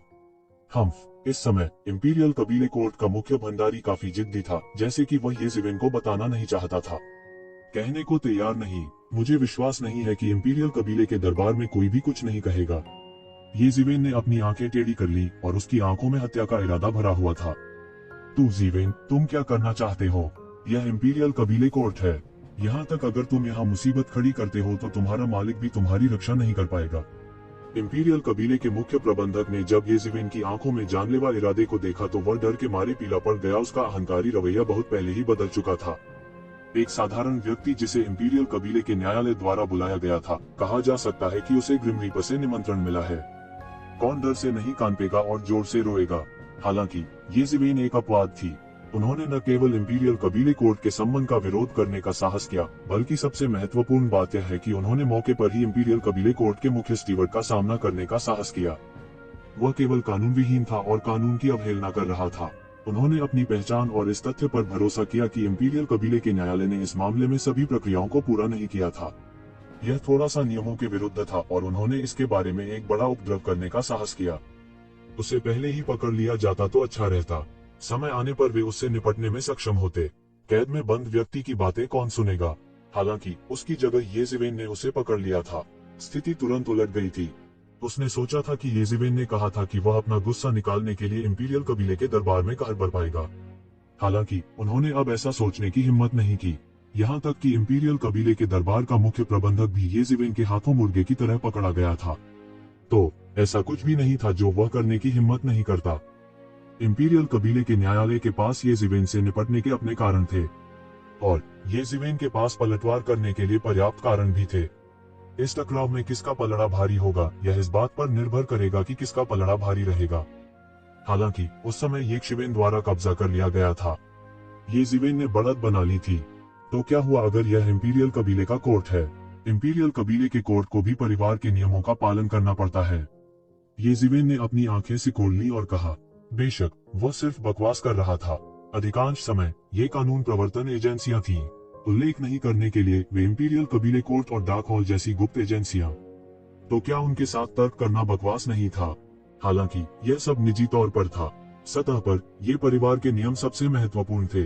यदि परिवार के नियमों का उल्लंघन किया जाता है तो ये परिवार के भगवान को भी इसी तरह की सजा मिलेगी। येज़ेवेन ने ठंडेपन से कहा, आज मुझे एक स्पष्टीकरण चाहिए। कौन सा परिवार नियम आपको ऐसा करने की अनुमति देता है? ऐसे कई लोग रहे होंगे जो अनगिनत वर्षों में आपके हाथों अन्यायपूर्वक मारे गए हैं, इसलिए आपने ऐसी अहंकारी और निरंकुश शैली विकसित की है। हालांकि मैं उन कमजोर लोगों में से नहीं हूँ। यदि आप आज मुझे स्पष्टीकरण नहीं देते हैं तो मैं निश्चित रूप से आज इंपीरियल कबीले कोर्ट में परेशानी का कारण बनूंगा। उद्धरण चिन्ह। येज़ेवेन अभी सही स्थिति में थी, इसलिए वह स्वाभाविक रूप से नैतिकता के उच्चतम बिंदु पर खड़ा था। वह किसी से नहीं डरता था। येज़ेवेन ने शहर के आंतरिक भाग की ओर बढ़ते हुए कहा, तुम्हारी हिम्मत कैसे हुई येज़ेवेन? क्या तुम मरना चाहती हो? मुख्य प्रबंधक को जाने दो। येज़ेवेन ने अभी संप्रदाय के शहर में कदम रखा ही था कि श्रापों की झड़ी लग गई। उसके व्यवहार ने संप्रदाय शहर में इंपीरियल कबीले न्यायालय के विशेषज्ञों को पूरी तरह से क्रोधित कर दिया था। येज़ेवेन उनके शाही कबीले के दरबार के चेहरे पर तमाचा मारना चाहती थी। हालांकि येज़ेवेन अभी भी निडर दिख रही थी। तो क्या हुआ अगर मैं तुम्हें थप्पड़ मारूं? और इस समय आकाश में दर्जनों आकृतियां थीं। वे सभी दिव्य क्षेत्र के छठे स्तर के शिखर पर थे। उनकी पोशाक को देखते हुए वे सभी इंपीरियल कबीले कोर्ट के प्रबंधक थे। उनमें से प्रत्येक अत्याचारी आभा से फूट रहा था। हालांकि वे मुख्य प्रबंधक जितने अच्छे नहीं थे, फिर भी वे बहुत दूर नहीं थे। खासकर जब उनमें से दर्जनों थे, यह बहुत से लोगों को भयभीत करने के लिए काफी था। हर कोई, चलो इस शैतान से छुटकारा पाएं और मुख्य प्रबंधक को बचाएं। इस समय एक प्रबंधक दहाड़ता है। अचानक हर कोई येज़ेवेन की ओर दौड़ा। ये सभी विशेषज्ञ थे जो पहले से ही दिव्य क्षेत्र के छठे स्तर में प्रवेश कर चुके थे। वे आकाशीय क्षेत्र के 7वें स्तर के दिग्गजों के अधीन सबसे अत्याचारी विशेषज्ञ थे। यह कुछ ऐसा नहीं था जिसकी आम लोग कल्पना कर सकते थे। ये उस्ताद सेना में शामिल हो गए और एक मार्शल आर्ट की धारा को उड़ा दिया जो एक जोरदार धमाके के साथ येज़ेवेन की ओर बढ़ रही थी। बस एक महत्वहीन कौशल, येज़ेवेन ने उपहास के साथ कहा। अचानक उसका शरीर अनंत प्रकाश से खिल उठा, व्यापक हो गया। उसके बड़े हाथ ने अचानक उस धार को पकड़ लिया जो बह रही थी और वह मौके पर ही फट गई। क्या वह इतना मजबूत कैसे हो सकता है? हर कोई हैरान रह गया। येज़ेवेन ने वास्तव में sixth heavenly layer celestial realm के दर्जनों विशेषज्ञों द्वारा एक पल में मार्शल आर्ट की धार को पकड़ लिया और बुझा दिया। यह ऐसा प्रतीत नहीं होता था कि कोई इंसान कुछ कर सकता है। वह सिर्फ एक राक्षस था। अगर येज़ेवेन मुख्य प्रबंधक को हराना अभी भी हर किसी की समझ के दायरे में था, तो अब यह उनके लिए पूरी तरह से समझ से बाहर था। यह ऐसा था जैसे पृथ्वी पर लोगों ने एक यूएफओ देखा हो। हम्फ, आपका आक्रामक केवल इतना ही है। मुझसे एक मुक्का लेने की कोशिश करो। येज़ेवेन ने अपनी 5 उंगलियों को मुट्ठी में जकड़ लिया और उसके पूरे शरीर की शक्ति बढ़ गई। बढ़ती सुनहरी मुट्ठी की शक्ति तुरंत संघनित हो गई। बूम! येज़ेवेन ने एक मुक्का मारा और सुनहरी मुट्ठी की ऊर्जा के एक शक्तिशाली प्रवाह में परिवर्तित हो गई। मार्शल आर्ट की धार की तुलना में जिसे सभी ने अभी अभी उड़ाया था, हालांकि मात्रा बहुत कम थी, यह गुणवत्ता के मामले में श्रेष्ठ थी। इस मौके ने तुरंत येज़ेवेन के शरीर की सारी ची को बहा दिया। इस समय येज़ेवेन महसूस कर सकता था कि उसके पूरे शरीर की शक्ति उबल रही थी। हर बार जब वह थोड़ा सा सेवन करता तो दिव्य उजाड़ रक्तफल की ऊर्जा थोड़ी बढ़ जाती। दिव्य उजाड़ रक्तफल में ऊर्जा बहुत बड़ी थी। भले ही उसने दिव्य क्षेत्र में प्रवेश किया हो, उसके लिए यह अभी भी बहुत बड़ा था। अनजाने में अभी अभी की इस अवधि के दौरान उसका क्षेत्र आसानी से दिव्य क्षेत्र के तीसरे स्तर के शिखर पर धकेल दिया गया था। जब वह इंपीरियल कबीले कोर्ट के मुख्य प्रबंधक के साथ लड़ रहा था, उसकी तुलना में वह कई गुना अधिक शक्तिशाली था। उसके लिए दायरे की समझ बस एक बात थी। जरा भी कठिनाई नहीं हुई। क्षेत्र के बारे में उनकी समझ हमेशा दायरे के स्तर से बहुत आगे रही है। यदि ऐसा नहीं होता तो उसके लिए आकाशीय क्षेत्र के तीसरे स्तर की साधना के साथ दिव्य क्षेत्र के छठे स्तर के स्वामी के साथ प्रतिस्पर्धा करना असंभव होगा। उसके लिए जब तक वह दिव्य क्षेत्र के तीसरे स्तर की दहलीज को पार करता है, उसकी साधना स्वाभाविक रूप से बढ़ेगी। दिव्य उजाड़ रक्तफल की ऊर्जा के अलावा उसकी ताकत में सुधार ने खुद को भी हैरान कर दिया।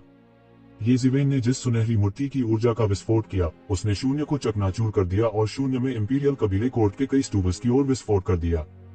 ये प्रबंधक येज़ेवेन के झटके से उबर नहीं पाए थे कि आसानी से उनके सभी हमलों को रोक दिया। उन्होंने पाया कि येज़ेवेन के हमले की अगली लहर पहले ही आ चुकी थी।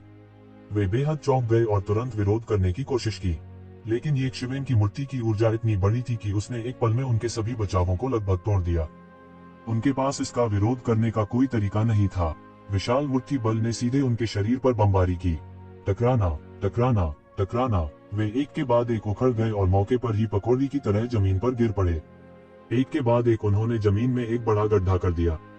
अविश्वसनीय, ये ज़मीन वास्तव में उन्नति के बाद इस हद तक लड़ सकती है। इस समय मुझे अंत में विश्वास है कि ये ज़मीन में वास्तव में 10वीं दुनिया में जीतने की क्षमता हो सकती है। अविश्वसनीय, मुझे याद है कि कुछ साल पहले ये ज़मीन युवा पीढ़ी के बीच एक उत्कृष्ट व्यक्ति प्रतीत होता था। इतने कम समय में वह वास्तव में 5 अत्याचारियों के साथ प्रतिस्पर्धा करने की हद तक बढ़ गया है। इतनी ताकत के साथ मुझे डर है कि दिव्य लोक के 7वें स्तर के बड़े शॉट भी उसे पकड़ने में सक्षम नहीं होंगे। उनका भविष्य अकल्पनीय है। इस बार इंपीरियल कबीले कोर्ट को अपना चेहरा खो दिया माना जा सकता है। यहाँ इतने सारे भंडारी मारे गए हैं, लेकिन वे एक शिवेन को रोक भी नहीं सकते। हालांकि एक विशेष कारण है, किसी भी मामले में इस बार इंपीरियल कबीले कोर्ट को उनके लिए जाना और घर आना कहा जा सकता है। मामला गंभीर है। अगर आज की बात फैलती है तो मुझे डर है कि ये ज़मीन कुछ समय के लिए प्रसिद्ध हो जाएगी। यह देखते हुए कि एक शिवन हार मानने का इरादा नहीं रखता, इंपीरियल कबीले के मुख्य प्रबंधक, जिसे ये ज़मीन ने पकड़ लिया था, ने आखिरकार बात की। ये ज़मीन बहुत हो गया, मैं आपको बता दूंगी। आसपास कई दर्शक थे। यह कहा जा सकता है कि इंपीरियल कबीले के दरबार ने अपना सारा चेहरा खो दिया था। ये शिवेन ने उन्हें इस हद तक मार डाला था और उनके दरवाजे पर दस्तक दी थी। इसलिए अगर वे एक शिवेन को इस तरह जारी रखने की अनुमति देते हैं तो उनके पास आखिरी पत्ता भी नहीं होगा। तुमने मुझे पहले क्यों नहीं बताया? मैं हमेशा शांतिवादी रही हूँ। यह तब तक ठीक है जब तक तुम मुझे उकसाओ नहीं, ये ज़मीन ने मुस्कुराते हुए कहा। मैं केवल आपको इस मामले के बारे में बता सकता हूँ, इंपीरियल कबीले कोर्ट के मुख्य प्रबंधक ने कहा। मुझे बताओ, ये ज़मीन ने उदासीनता से कहा। उन्होंने इंपीरियल कबीले कोर्ट के मुख्य स्टीवर्ड के खिलाफ कुछ वर्जनाओं को जाने दिया था। वह इस बात से नहीं डरता था कि मुख्य भंडारी आकाश को उल्टा कर देगा। उसकी ताकत अभी भी हर मिनट और दूसरे में सुधार कर रही थी। वास्तव में जब वह कुछ समय पहले मुख्य भंडारी के साथ लड़े थे तो वह उससे कहीं अधिक शक्तिशाली था। तो डरने की क्या बात थी? हमारे इंपीरियल कबीले के न्यायालय आपको क्यों ढूंढ रहे हैं, इसका कारण यह है कि आप शैतान जाति के अवशेष हैं। इंपीरियल कबीले कोर्ट के मुख्य प्रबंधक ने गुप्त ध्वनि संचरण के माध्यम से सीधे कहा। यह रहस्य कुछ ऐसा था जिसे वो एक शिवेन के खिलाफ इस्तेमाल कर सकता था। हालांकि वह नहीं चाहता था कि अधिक लोग इसके बारे में जानें। बकवास, ये कैसा मजाक था? वह 100% एक इंसान था और येमो ने भी इस बात की पुष्टि की थी। कैसे येमो अपने पिता के इंसान होने और उसकी मां के शैतान होने के नाटकीय कथानक को नहीं देख सकती थी? यदि वह आधा मानव शैतान होता तो बहुत से लोग अपने शरीर में राक्षसी प्रकृति को नियंत्रित नहीं कर पाते और पागल हो जाते। हालांकि इतने सालों में उन्हें एक बार भी राक्षस नहीं बनाया गया था। हम इस मामले के बारे में बकवास कैसे कर सकते हैं? वास्तव में न केवल हमारे इंपीरियल कबीले कोर्ट को इसके बारे में पता है, कई उच्च स्तरीय लोग भी इसके बारे में जानते हैं। इंपीरियल कबीले कोर्ट के मुख्य प्रबंधक ने कहा। असंभव, मैं 100% एक इंसान हूँ, ये ज़मीन ने कहा। हम आपके वंश के बारे में बात नहीं कर रहे हैं, हम आपके माता पिता के बारे में बात कर रहे हैं। आपके पिता ये जून शान भी ये वंश के एक प्रसिद्ध प्रतिभा थे। हालांकि उसने बाद में कबीले को धोखा दिया, मानव जाति को धोखा दिया और खुद को शैतान जाति की बाहों में फेंक दिया। तुम्हारे दोनों चाचाओं को भी तुम्हारे पिता ने फंसाया था। उन्हें मुख्य कबीले से शाखा कबीले में पदोन्नत किया गया था। इंपीरियल कबीले कोर्ट के मुख्य प्रबंधक ने कहा। क्या मेरे माता पिता मर चुके हैं? ये ज़मीन ने अपनी आंखें खोली और कहा। यही तो लोग बाहरी दुनिया से कहते हैं। क्या ये कबीले की अच्छी प्रतिष्ठा बर्बाद नहीं हो जाएगी अगर लोगों को पता चल जाए कि हमारे ये कबीले में ऐसा गद्दार है? इंपीरियल कबीले कोर्ट के मुख्य प्रबंधक ने कहा।